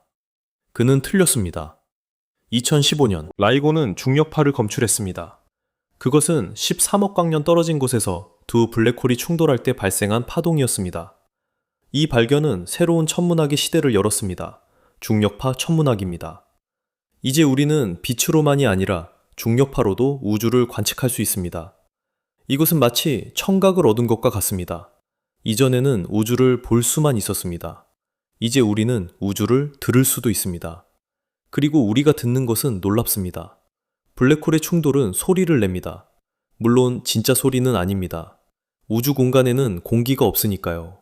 하지만 중력파의 주파수를 음파로 변환하면 우리는 그것을 들을 수 있습니다. 그것은 휘파람 소리처럼 들립니다. 점점 높아지다가 갑자기 멈춥니다. 이것은 두 블랙홀이 서로를 향해 나선형으로 접근하다가 충돌하는 소리입니다. 안드로메다 충돌에서도 이런 소리가 날 것입니다. 우리 은하의 블랙홀과 안드로메다의 블랙홀이 충돌할 때 말입니다. 그것은 우주 역사상 가장 큰 휘파람이 될 것입니다. 물론 우리는 그것을 들을 수 없을 것입니다. 45억 년 후에는 인류가 존재하지 않을 가능성이 높습니다. 하지만 어쩌면 우리의 후손들이 또는 완전히 다른 지적 생명체가 그것을 들을 것입니다. 그리고 그들은 무엇을 생각할까요? 그들은 이 우주적 교향곡을 어떻게 해석할까요? 어쩌면 그들은 우리보다 훨씬 더 많이 이해할 것입니다. 그들은 양자중력 이론을 가지고 있을 것입니다. 그들은 암흑물질과 암흑에너지의 본질을 알 것입니다. 그들은 우주의 궁극적인 운명을 예측할 수 있을 것입니다. 또는 어쩌면 그들도 여전히 질문을 가지고 있을 것입니다. 어쩌면 그들도 지식의 경계에서 미지와 씨름하고 있을 것입니다. 왜냐하면 이것이 지적 존재의 본질이기 때문입니다. 우리는 질문합니다. 우리는 탐구합니다. 우리는 이해하려고 노력합니다. 그리고 각 답은 새로운 질문을 낳습니다. 안드로메다 충돌은 우리에게 많은 것을 가르쳐 주었습니다. 중력이 어떻게 작동하는지, 은하가 어떻게 진화하는지, 우주가 어떻게 변하는지 말입니다. 하지만 그것은 또한 우리에게 새로운 질문을 던졌습니다. 블랙홀의 내부는 어떻게 생겼는가? 양자중력은 어떻게 작동하는가? 우주의 궁극적인 운명은 무엇인가? 이 질문들에 대한 답을 찾는 것은 미래 세대의 몫입니다. 그들은 우리가 시작한 탐구를 계속할 것입니다. 그들은 우리가 발견한 것 위에 새로운 발견을 쌓을 것입니다. 이것이 과학의 아름다움입니다. 그것은 누적적입니다. 각 세대는 이전 세대의 어깨 위에 섭니다. 우리는 뉴턴과 아인슈타인의 어깨 위에 서 있습니다. 미래 세대는 우리의 어깨 위에 설 것입니다. 그리고 함께 우리는 점점 더 높이 올라갑니다. 우리는 점점 더 멀리 봅니다. 우리는 점점 더 깊이 이해합니다. 안드로메다는 여전히 다가오고 있습니다. 초속 110km의 속도로 말입니다. 이것은 변하지 않습니다. 이것은 우주의 법칙입니다. 하지만 우리의 이해는 변합니다. 우리의 지식은 성장합니다. 우리의 능력은 확장됩니다. 100년 전 우리는 안드로메다가 다가오고 있다는 것조차 몰랐습니다. 우리는 그것이 우리 은하 밖에 있다는 것도 몰랐습니다. 지금 우리는 충돌 시간을 계산할 수 있습니다. 우리는 그 과정을 시뮬레이션 할 수 있습니다. 우리는 결과를 예측할 수 있습니다. 100년 후 우리는 무엇을 알게 될까요? 우리는 어떤 새로운 발견을 할까요? 우리는 어떤 새로운 질문을 던질까요? 우리는 알 수 없습니다. 하지만 우리는 확신할 수 있습니다. 우리는 계속 배울 것입니다. 우리는 계속 발견할 것입니다. 우리는 계속 성장할 것입니다. 왜냐하면 이것이 우리의 본성이기 때문입니다. 우리는 호기심 많은 종입니다. 우리는 이해하고 싶어 합니다. 우리는 알고 싶어 합니다. 안드로메다 충돌은 이 욕망의 완벽한 상징입니다. 그것은 우리의 능력의 한계를 보여줍니다. 하지만 또한 우리의 잠재력을 보여줍니다. 우리는 45억 년 후를 예측할 수 있습니다. 이것은 놀랍습니다. 하지만 우리는 여전히 많은 것을 모릅니다. 이것도 놀랍습니다. 두 가지 모두 진실입니다. 우리는 강력하고 제한적입니다. 우리는 지식이 있고 무지합니다. 우리는 이해하고 혼란스러워합니다. 이것이 인간 조건입니다. 그리고 이것이 과학의 조건입니다. 우리는 완벽하지 않습니다. 우리의 이론은 완벽하지 않습니다. 우리의 예측은 완벽하지 않습니다. 하지만 우리는 노력합니다. 우리는 개선합니다. 우리는 전진합니다. 안드로메다는 다가오고 있습니다. 우리는 그것을 막을 수 없습니다. 하지만 우리는 그것을 이해할 수 있습니다. 그리고 이해는 힘입니다. 지식은 자유입니다. 과학은 해방입니다. 우리는 우주의 법칙에 묶여 있습니다. 하지만 우리는 그 법칙을 이해함으로써 자유로워집니다. 우리는 중력을 거스를 수 없습니다. 하지만 우리는 중력을 이해함으로써 날 수 있습니다. 우리는 안드로메다 충돌을 막을 수 없습니다. 하지만 우리는 그것을 이해함으로써 준비할 수 있습니다. 어쩌면 45억 년 후, 우리의 후손들은 더 이상 지구에 살지 않을 것입니다. 어쩌면 그들은 다른 별 주위의 행성에 살 것입니다. 어쩌면 그들은 안드로메다 은하 자체에 살 것입니다. 어쩌면 그들은 충돌을 내부에서 목격할 것입니다. 그들은 두 은하가 합쳐지는 것을 볼 것입니다. 그들은 새로운 별들이 탄생하는 것을 볼 것입니다. 그들은 밀코메다의 형성을 볼 것입니다. 그리고 어쩌면 그들은 우리를 기억할 것입니다. 수십억 년 전 작은 행성에 살았던 호기심 많은 종을 말입니다. 그들은 처음으로 안드로메다 충돌을 예측한 종이었습니다. 우리는 그들의 조상입니다. 우리는 그들의 시작입니다. 우리는 그들의 이야기의 첫 장입니다. 그리고 이것이 우리의 유산입니다. 지식입니다. 이해입니다. 호기심입니다. 우리는 별을 만들지 못합니다. 우리는 은하를 움직이지 못합니다. 우리는 우주를 바꾸지 못합니다. 하지만 우리는 이해합니다. 그리고 이것이 우리를 특별하게 만듭니다. 우주는 거대하고 오래되었습니다. 우리는 작고 짧습니다. 하지만 우리는 의식이 있습니다. 우리는 생각할 수 있습니다. 우리는 질문할 수 있습니다. 그리고 이것이 모든 차이를 만듭니다. 안드로메다 충돌은 일어날 것입니다. 우리가 있든 없든 그것은 일어날 것입니다. 우주는 우리를 신경 쓰지 않습니다. 하지만 우리는 신경 씁니다. 우리는 이해하려고 노력합니다.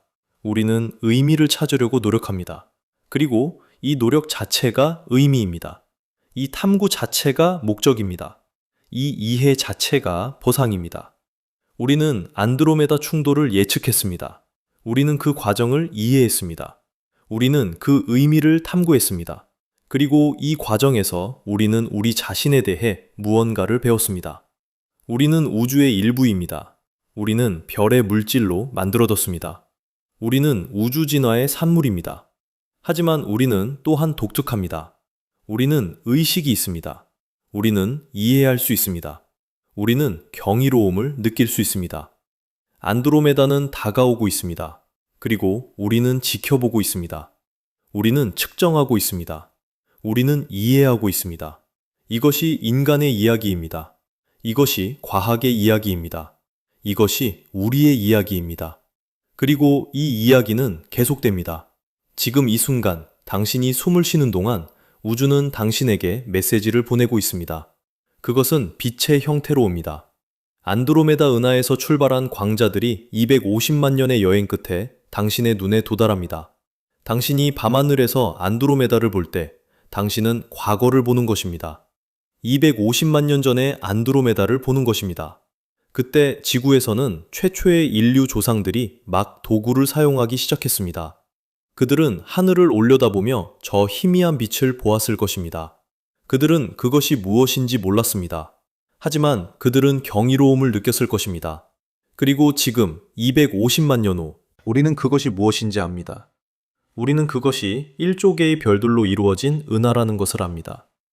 우리는 그것이 우리를 향해 다가오고 있다는 것을 압니다. 우리는 45억 년 후 그것이 우리와 충돌할 것이라는 것을 압니다. 이것은 놀라운 진보입니다. 250만 년 만에 우리는 무지에서 이해로 나아갔습니다. 우리는 경이로움에서 지식으로 나아갔습니다. 하지만 여기서 깊은 역설이 나타납니다. 우리가 더 많이 알수록 우리는 우리가 얼마나 적게 아는지 더 잘 이해하게 됩니다. 안드로메다 충돌에 대해 우리가 아는 모든 것을 생각해 보세요. 우리는 충돌 시간을 계산했습니다. 우리는 과정을 시뮬레이션 했습니다. 우리는 결과를 예측했습니다. 하지만 우리가 모르는 것은 무엇일까요? 우리는 암흑물질이 무엇인지 모릅니다. 우리는 단지 그것이 존재한다는 것만 압니다. 중력 효과로 그것을 감지할 수 있습니다. 하지만 그것이 무엇으로 만들어졌는지, 어떻게 작동하는지 우리는 모릅니다.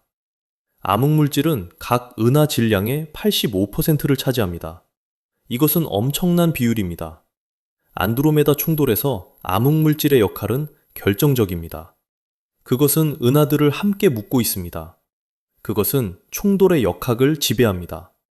하지만 우리는 그것의 본질을 이해하지 못합니다. 물리학자들은 여러 후보 입자를 제안했습니다. 윈프, 엑시온, 멸균 중성미자. 하지만 아직 아무것도 검출되지 않았습니다. 수십 년간의 실험에도 불구하고 암흑물질은 여전히 보이지 않습니다. 암흑에너지는 더 신비롭습니다. 그것은 우주 전체 에너지의 68%를 차지합니다. 그것은 우주의 팽창을 가속시킵니다. 하지만 그것이 무엇인지, 왜 존재하는지 우리는 전혀 모릅니다. 일부 물리학자들은 그것이 진공 에너지라고 제안합니다. 빈 공간 자체가 에너지를 가지고 있다는 것입니다. 하지만 양자역학으로 계산한 진공 에너지는 관측된 암흑 에너지보다 120자릿수나 큽니다. 이것은 물리학 역사상 최악의 예측입니다. 무언가 근본적으로 잘못되었습니다. 우리는 진공을 이해하지 못합니다. 우리는 빈 공간을 이해하지 못합니다. 우리는 우주의 68%를 이해하지 못합니다. 그렇다면 블랙홀은 어떨까요? 우리는 블랙홀이 존재한다는 것을 압니다. 우리는 그것들을 관측했습니다. 우리는 심지어 블랙홀의 그림자를 촬영했습니다. 2019년 사건의 지평선 망원경은 메시의 87 은하 중심의 초대질량 블랙홀을 촬영했습니다. 그것은 역사적인 순간이었습니다. 하지만 우리는 블랙홀의 내부를 이해하지 못합니다. 사건의 지평선 너머에서 무슨 일이 일어나는지 우리는 모릅니다. 특이점에서 무슨 일이 일어나는지 우리는 모릅니다. 정보는 블랙홀에서 사라지는가 아니면 보존되는가? 이것은 블랙홀 정보 역설이라고 불립니다. 스티븐 호킹은 평생 이 문제와 씨름했습니다. 그는 여러 해답을 제안했지만 확실한 답은 없었습니다. 안드로메다 충돌에서 두 초대질량 블랙홀이 합쳐질 것입니다. 그 순간 무슨 일이 일어날까요? 우리는 외부에서 무슨 일이 일어나는지 압니다. 중력파가 방출될 것입니다. 시공간이 진동할 것입니다. 하지만 내부에서는요? 두 특이점이 하나가 될 때 정확히 무슨 일이 일어날까요? 우리는 모릅니다. 우리의 이론은 거기서 무너집니다. 수학은 무한대를 내놓습니다. 물리학은 침묵합니다. 시간의 본질은 어떨까요? 우리는 시간을 측정할 수 있습니다. 우리는 시간의 흐름을 느낍니다. 하지만 시간이 무엇인지 우리는 정말로 이해하지 못합니다. 왜 시간은 한 방향으로만 흐르는가? 왜 우리는 과거를 기억하지만 미래는 기억하지 못하는가? 왜 엔트로피는 증가하는가? 이것들은 깊은 질문들입니다. 물리학의 기본 법칙들은 시간 대칭적입니다. 그들은 시간이 앞으로 가든 뒤로 가든 똑같이 작동합니다. 하지만 우리의 경험은 그렇지 않습니다. 우리는 시간의 화살을 느낍니다. 과거에서 미래로 가는 불가역적인 흐름을 느낍니다. 왜 그럴까요? 이것은 여전히 미스터리입니다. 안드로메다 충돌은 45억 년 후에 일어날 것입니다. 우리는 이것을 확신합니다. 하지만 45억 년이 정확히 무엇을 의미하는지 우리는 정말로 이해하지 못합니다. 시간은 절대적인가, 상대적인가? 아인슈타인은 시간이 상대적이라고 말했습니다. 움직이는 관찰자에게 시간은 다르게 흐릅니다. 강한 중력장에서 시간은 느리게 흐릅니다. 하지만 양자역학에서 시간은 여전히 절대적인 매개 변수입니다. 두 이론은 시간에 대해 다르게 말합니다. 어느 것이 옳은가? 아니면 둘 다 불완전한가? 우리는 모릅니다. 의식은 어떨까요? 우리는 의식이 있습니다. 우리는 생각하고 느끼고 경험합니다. 하지만 의식이 무엇인지, 어떻게 작동하는지 우리는 이해하지 못합니다. 뇌는 물질로 만들어져 있습니다. 뉴런, 시냅스, 신경 전달 물질. 모두 물리학과 화학의 법칙을 따릅니다. 하지만 어떻게 이 물질이 주관적 경험을 만드는가? 어떻게 뉴런의 전기 신호가 빨강의 느낌이 되는가? 어떻게 화학 반응이 사랑의 감정이 되는가? 이것은 의식의 어려운 문제라고 불립니다. 철학자 데이비드 차머스가 2090년대에 제기한 문제입니다. 우리는 뇌가 무엇을 하는지 설명할 수 있습니다. 하지만 왜 그것이 무언가처럼 느껴지는지 설명할 수 없습니다. 안드로메다 충돌을 예측하는 우리의 능력은 의식에서 나옵니다. 우리는 생각할 수 있기 때문에 계산할 수 있습니다. 우리는 의식이 있기 때문에 이해할 수 있습니다. 하지만 우리는 의식 자체를 이해하지 못합니다. 우리는 도구를 사용하지만 도구의 본질을 모릅니다. 이것은 깊은 아이러니입니다. 생명의 기원은 어떨까요? 우리는 생명이 존재한다는 것을 압니다. 우리 자신이 그 증거입니다. 하지만 생명이 어떻게 시작되었는지 우리는 확실히 알지 못합니다. 약 38억 년 전 지구에서 무생물이 생물이 되었습니다. 화학이 생물학이 되었습니다. 어떻게 그런 일이 일어났을까요? 우리는 여러 가설을 가지고 있습니다. 원시 수프, 열수 분출구, 점토 광물, RNA 세계. 하지만 확실한 답은 없습니다. 우리는 실험실에서 생명을 만들지 못했습니다. 우리는 무생물에서 생물로의 전환을 재현하지 못했습니다. 45억 년 후 지구에 생명이 있을까요? 우리는 모릅니다. 태양은 적색거성이 될 것입니다. 지구는 뜨거워질 것입니다. 생명은 멸종할 수도 있습니다. 하지만 어쩌면 생명은 적응할 것입니다. 어쩌면 생명은 지하로 이동할 것입니다. 어쩌면 생명은 다른 행성으로 퍼질 것입니다. 생명은 놀라울 정도로 회복력이 있습니다.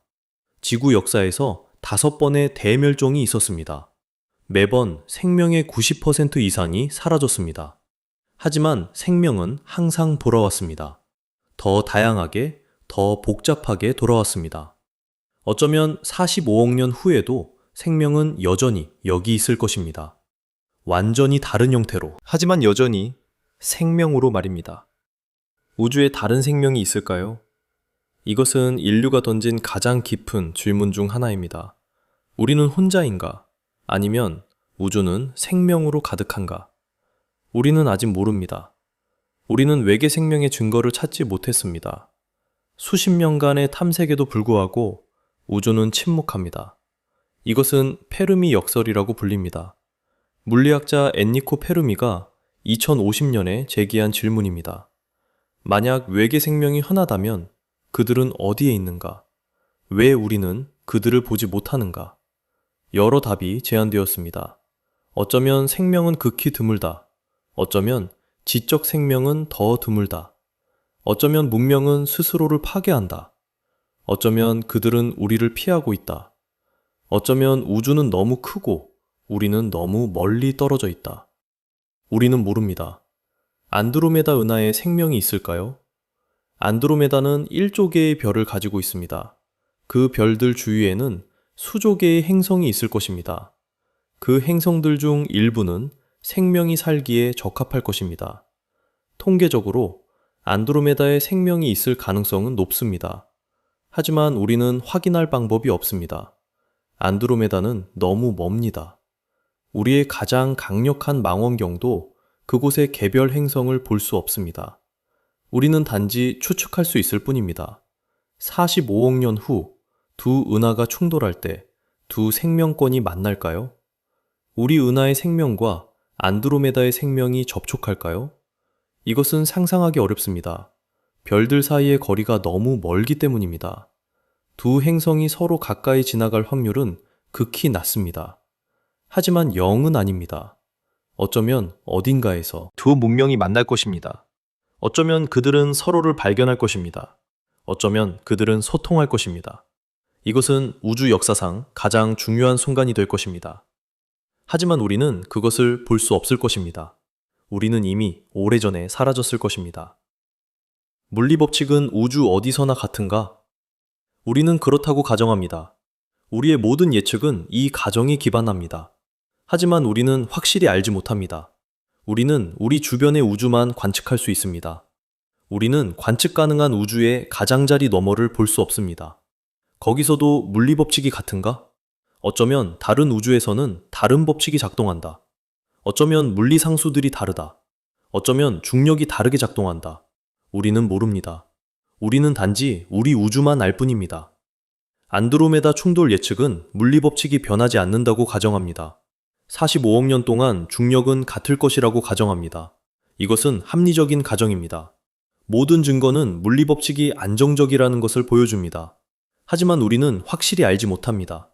어쩌면 극도로 긴 시간, 척도에서 물리 법칙이 변한다. 어쩌면 물리 상수들이 천천히 표류한다. 만약 그렇다면 우리의 예측은 틀릴 것입니다. 하지만 우리는 그것을 알 방법이 없습니다. 우주의 궁극적인 운명은 무엇인가? 우주는 영원히 팽창할 것인가? 아니면 결국 수축할 것인가? 이것은 우주론의 가장 큰 질문입니다. 현재 증거는 우주가 영원히 팽창할 것이라고 제안합니다. 암흑에너지가 팽창을 가속시키고 있습니다. 이 추세가 계속된다면 우주는 열사로 끝날 것입니다. 모든 별이 꺼지고 모든 블랙홀이 증가하고 우주는 차갑고 어둡고 텅 빈 공간이 될 것입니다.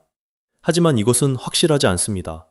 암흑 에너지의 본질을 모르기 때문입니다. 어쩌면 암흑 에너지가 변한다. 어쩌면 그것이 약해진다. 어쩌면 그것이 강해진다. 만약 암흑 에너지가 충분히 강해진다면 빅립이 일어날 수 있습니다. 우주가 너무 빠르게 팽창하여 모든 것이 찢어집니다. 은하들, 별들, 행성들, 원자들까지도 찢어집니다. 또는 어쩌면 암흑 에너지가 음수가 된다. 그러면 우주는 수축하기 시작할 것입니다. 빅크런치가 일어날 것입니다. 모든 것이 한 점으로 붕괴할 것입니다. 우리는 모릅니다. 우주의 운명은 여전히 열려 있습니다. 안드로메다 충돌은 이 거대한 우주 드라마의 작은 장면입니다. 그것은 중요합니다. 그것은 아름답습니다. 그것은 의미가 있습니다. 하지만 그것은 전체 이야기가 아닙니다. 우주는 훨씬 더 크고 훨씬 더 오래되고 훨씬 더 신비롭습니다. 우리는 작은 부분만 이해합니다. 우리는 표면만 긁었습니다. 우리 앞에는 무한한 미지가 펼쳐져 있습니다. 하지만 이것이 우리를 낙담시켜서는 안 됩니다. 오히려 이것은 우리를 고무시켜야 합니다. 우리는 모든 것을 알지 못합니다. 하지만 우리는 배울 수 있습니다. 우리는 질문할 수 있습니다. 우리는 탐구할 수 있습니다. 각 답은 새로운 질문을 낳습니다. 각 발견은 새로운 미스터리를 드러냅니다. 이것은 끝이 없는 여정입니다. 하지만 그것이 아름다움입니다. 만약 우리가 모든 것을 안다면, 더 이상 발견할 것이 없다면 삶은 얼마나 지루할까요? 미지는 저주가 아니라 축복입니다. 그것은 우리에게 목적을 줍니다. 그것은 우리에게 방향을 줍니다. 그것은 우리를 앞으로 나아가게 합니다. 안드로메다는 다가오고 있습니다. 이것은 확실합니다. 하지만 그 너머에는 무엇이 있을까요? 밀코메다가 형성된 후 무슨 일이 일어날까요? 우주는 계속 진화할 것입니다. 새로운 구조가 형성될 것입니다. 새로운 패턴이 나타날 것입니다. 어쩌면 새로운 형태의 생명이 진화할 것입니다. 어쩌면 새로운 형태의 의식이 나타날 것입니다. 우리는 상상조차 할 수 없습니다. 하지만 그것은 일어날 것입니다. 우주는 끊임없이 놀라게 합니다. 우주는 끊임없이 새로운 것을 만듭니다. 우주는 끊임없이 진화합니다. 그리고 우리는 이 진화의 일부입니다. 우리는 단순한 관찰자가 아닙니다. 우리는 참여자입니다. 우리는 우주가 스스로를 이해하는 방법입니다. 우리는 우주가 의식을 가지는 방법입니다. 우리는 우주가 경이로움을 느끼는 방법입니다. 천문학자 칼 세이건은 말했습니다. 우리는 우주를 이해하려는 우주의 방법이라고. 이것은 깊은 통찰입니다. 우리는 우주와 분리되어 있지 않습니다. 우리는 우주의 일부입니다. 우리가 우주를 연구할 때 우주는 스스로를 연구하는 것입니다. 우리가 별을 관측할 때 별의 물질이 별을 관측하는 것입니다. 우리가 안드로메다 충돌을 예측할 때 우주는 자신의 미래를 예측하는 것입니다. 이것은 우리에게 특별한 책임을 줍니다. 우리는 이해할 수 있는 능력을 가지고 있습니다. 이것은 선물입니다. 하지만 모든 선물과 함께 의무가 옵니다. 우리는 이 능력을 사용해야 합니다. 우리는 계속 질문해야 합니다. 우리는 계속 탐구해야 합니다. 우리는 계속 배워야 합니다. 왜냐하면 만약 우리가 멈춘다면 우주의 일부가 어두워지기 때문입니다. 만약 우리가 질문을 멈춘다면 우주는 스스로를 이해하는 능력의 일부를 잃습니다. 만약 우리가 경이로움을 잃는다면 우주는 스스로에 대한 경이로움의 일부를 잃습니다. 안드로메다 충돌은 45억 년 후에 일어날 것입니다. 이것은 우리가 확신할 수 있는 미래입니다. 하지만 그 사이에 무슨 일이 일어날까요? 이것은 우리가 결정할 수 있는 미래입니다. 우리는 스스로를 파괴할 수 있습니다. 핵전쟁, 기후재앙, 생물학적 위기. 우리는 이미 그럴 능력을 가지고 있습니다. 또는 우리는 번영할 수 있습니다. 우리는 다른 행성으로 퍼질 수 있습니다. 우리는 별들 사이로 나아갈 수 있습니다. 우리는 우주를 탐험할 수 있습니다. 선택은 우리의 것입니다. 안드로메다는 우리의 선택과 무관하게 다가올 것입니다. 하지만 우리가 그것을 맞이할 준비가 되어 있을지는 우리에게 달려 있습니다. 어쩌면 45억 년 후 우리의 후손들은 안드로메다 충돌을 목격할 것입니다. 그들은 두 은하가 합쳐지는 것을 볼 것입니다. 그들은 새로운 별들이 탄생하는 것을 볼 것입니다. 그들은 밀코메다의 형성을 볼 것입니다. 그리고 어쩌면 그들은 우리를 기억할 것입니다. 처음으로 이것을 예측한 사람들을 말입니다. 처음으로 질문을 던진 사람들을 말입니다. 처음으로 이해하려고 노력한 사람들을 말입니다. 우리는 그들의 조상입니다. 우리는 그들의 시작입니다. 우리가 지금 하는 선택이 그들의 미래를 결정할 것입니다. 또는 어쩌면 45억 년 후 아무도 없을 것입니다. 인류는 오래전에 사라졌을 것입니다. 지구는 생명이 없는 바위가 되었을 것입니다. 안드로메다 충돌은 목격자 없이 일어날 것입니다. 우주는 계속 진화할 것입니다. 하지만 아무도 그것을 이해하지 못할 것입니다. 아무도 경이로움을 느끼지 못할 것입니다. 아무도 의미를 찾지 못할 것입니다. 이것은 비극일 것입니다. 우주가 스스로를 이해하는 능력을 잃는 것입니다. 우주가 의식을 잃는 것입니다. 우주가 의미를 잃는 것입니다. 하지만 우리는 아직 여기 있습니다. 지금 이 순간 우리는 살아 있습니다. 우리는 의식이 있습니다. 우리는 이해할 수 있습니다. 그리고 이것이 중요합니다. 미래가 어떻게 되든 지금 이 순간이 중요합니다. 우리가 지금 하는 질문이 중요합니다. 우리가 지금 느끼는 경이로움이 중요합니다. 우리가 지금 추구하는 이해가 중요합니다. 왜냐하면 이것이 우리를 인간으로 만들기 때문입니다. 이것이 우리를 특별하게 만들기 때문입니다. 이것이 우리에게 의미를 주기 때문입니다. 안드로메다는 다가오고 있습니다. 초속 110km의 속도로 말입니다. 매 초마다 그것은 110km 더 가까워집니다. 당신이 이 문장을 읽는 동안 안드로메다는 수천 킬로미터 더 가까워졌습니다.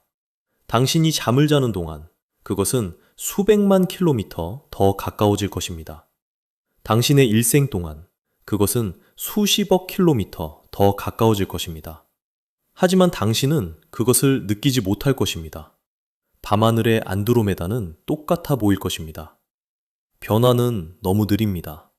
인간의 시간 척도에서는 감지할 수 없습니다. 하지만 그것은 일어나고 있습니다. 지금 이 순간에도 일어나고 있습니다. 그리고 이것이 우주의 본질입니다. 변화는 끊임없지만 종종 보이지 않습니다. 진화는 지속적이지만 종종 느립니다. 우주는 매 순간 다르지만 우리는 그 차이를 보지 못합니다. 우리의 삶은 너무 짧습니다. 우리의 관점은 너무 제한적입니다. 하지만 과학은 우리에게 더 넓은 관점을 줍니다. 과학은 우리가 인간의 시간 척도를 넘어서 볼 수 있게 합니다. 우리는 수십억 년을 내다볼 수 있습니다. 우리는 우주의 진화를 이해할 수 있습니다. 우리는 우리의 위치를 파악할 수 있습니다. 그리고 우리의 위치는 놀랍습니다. 우리는 138억 년 된 우주에 살고 있습니다. 우리는 수천억 개의 은하 중 하나에 살고 있습니다.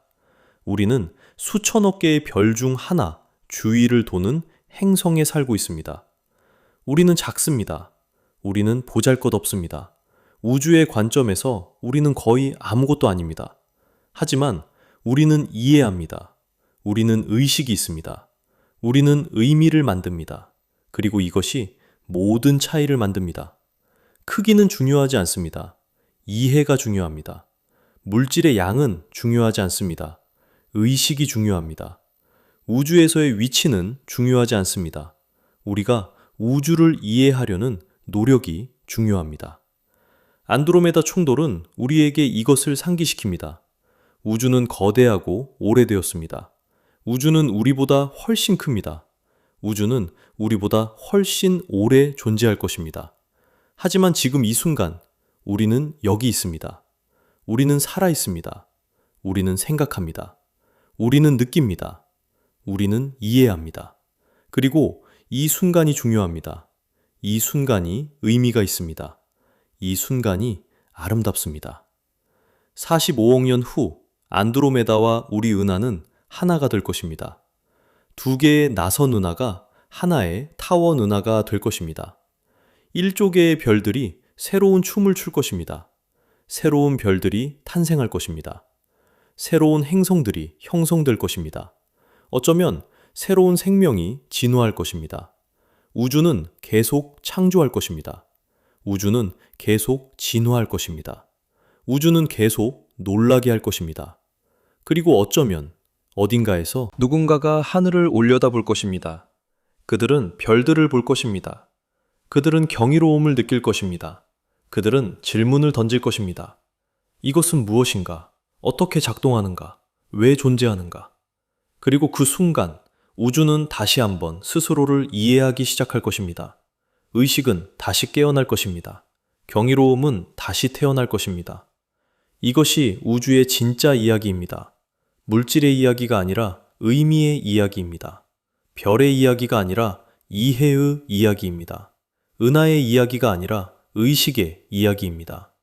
안드로메다는 다가오고 있습니다. 하지만 이것은 끝이 아닙니다. 이것은 변화입니다. 이것은 진화입니다. 이것은 우주가 새로운 것을 만드는 방법입니다. 파괴가 아니라 창조입니다. 죽음이 아니라 변형입니다. 끝이 아니라 시작입니다. 그리고 우리는 이것을 이해할 수 있는 특권을 가지고 있습니다.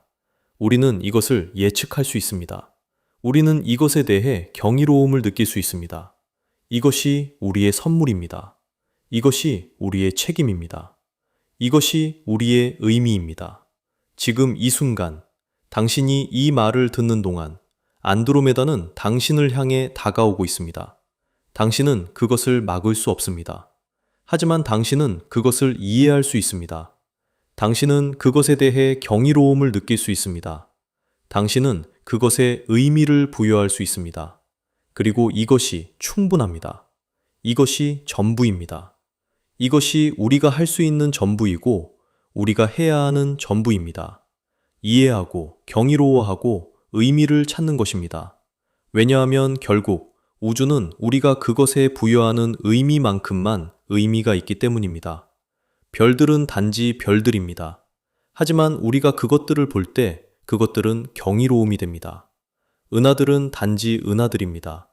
하지만 우리가 그것들을 이해할 때 그것들은 지식이 됩니다. 충돌은 단지 충돌입니다. 하지만 우리가 그것을 예측할 때 그것은 승리가 됩니다. 인간 정신의 승리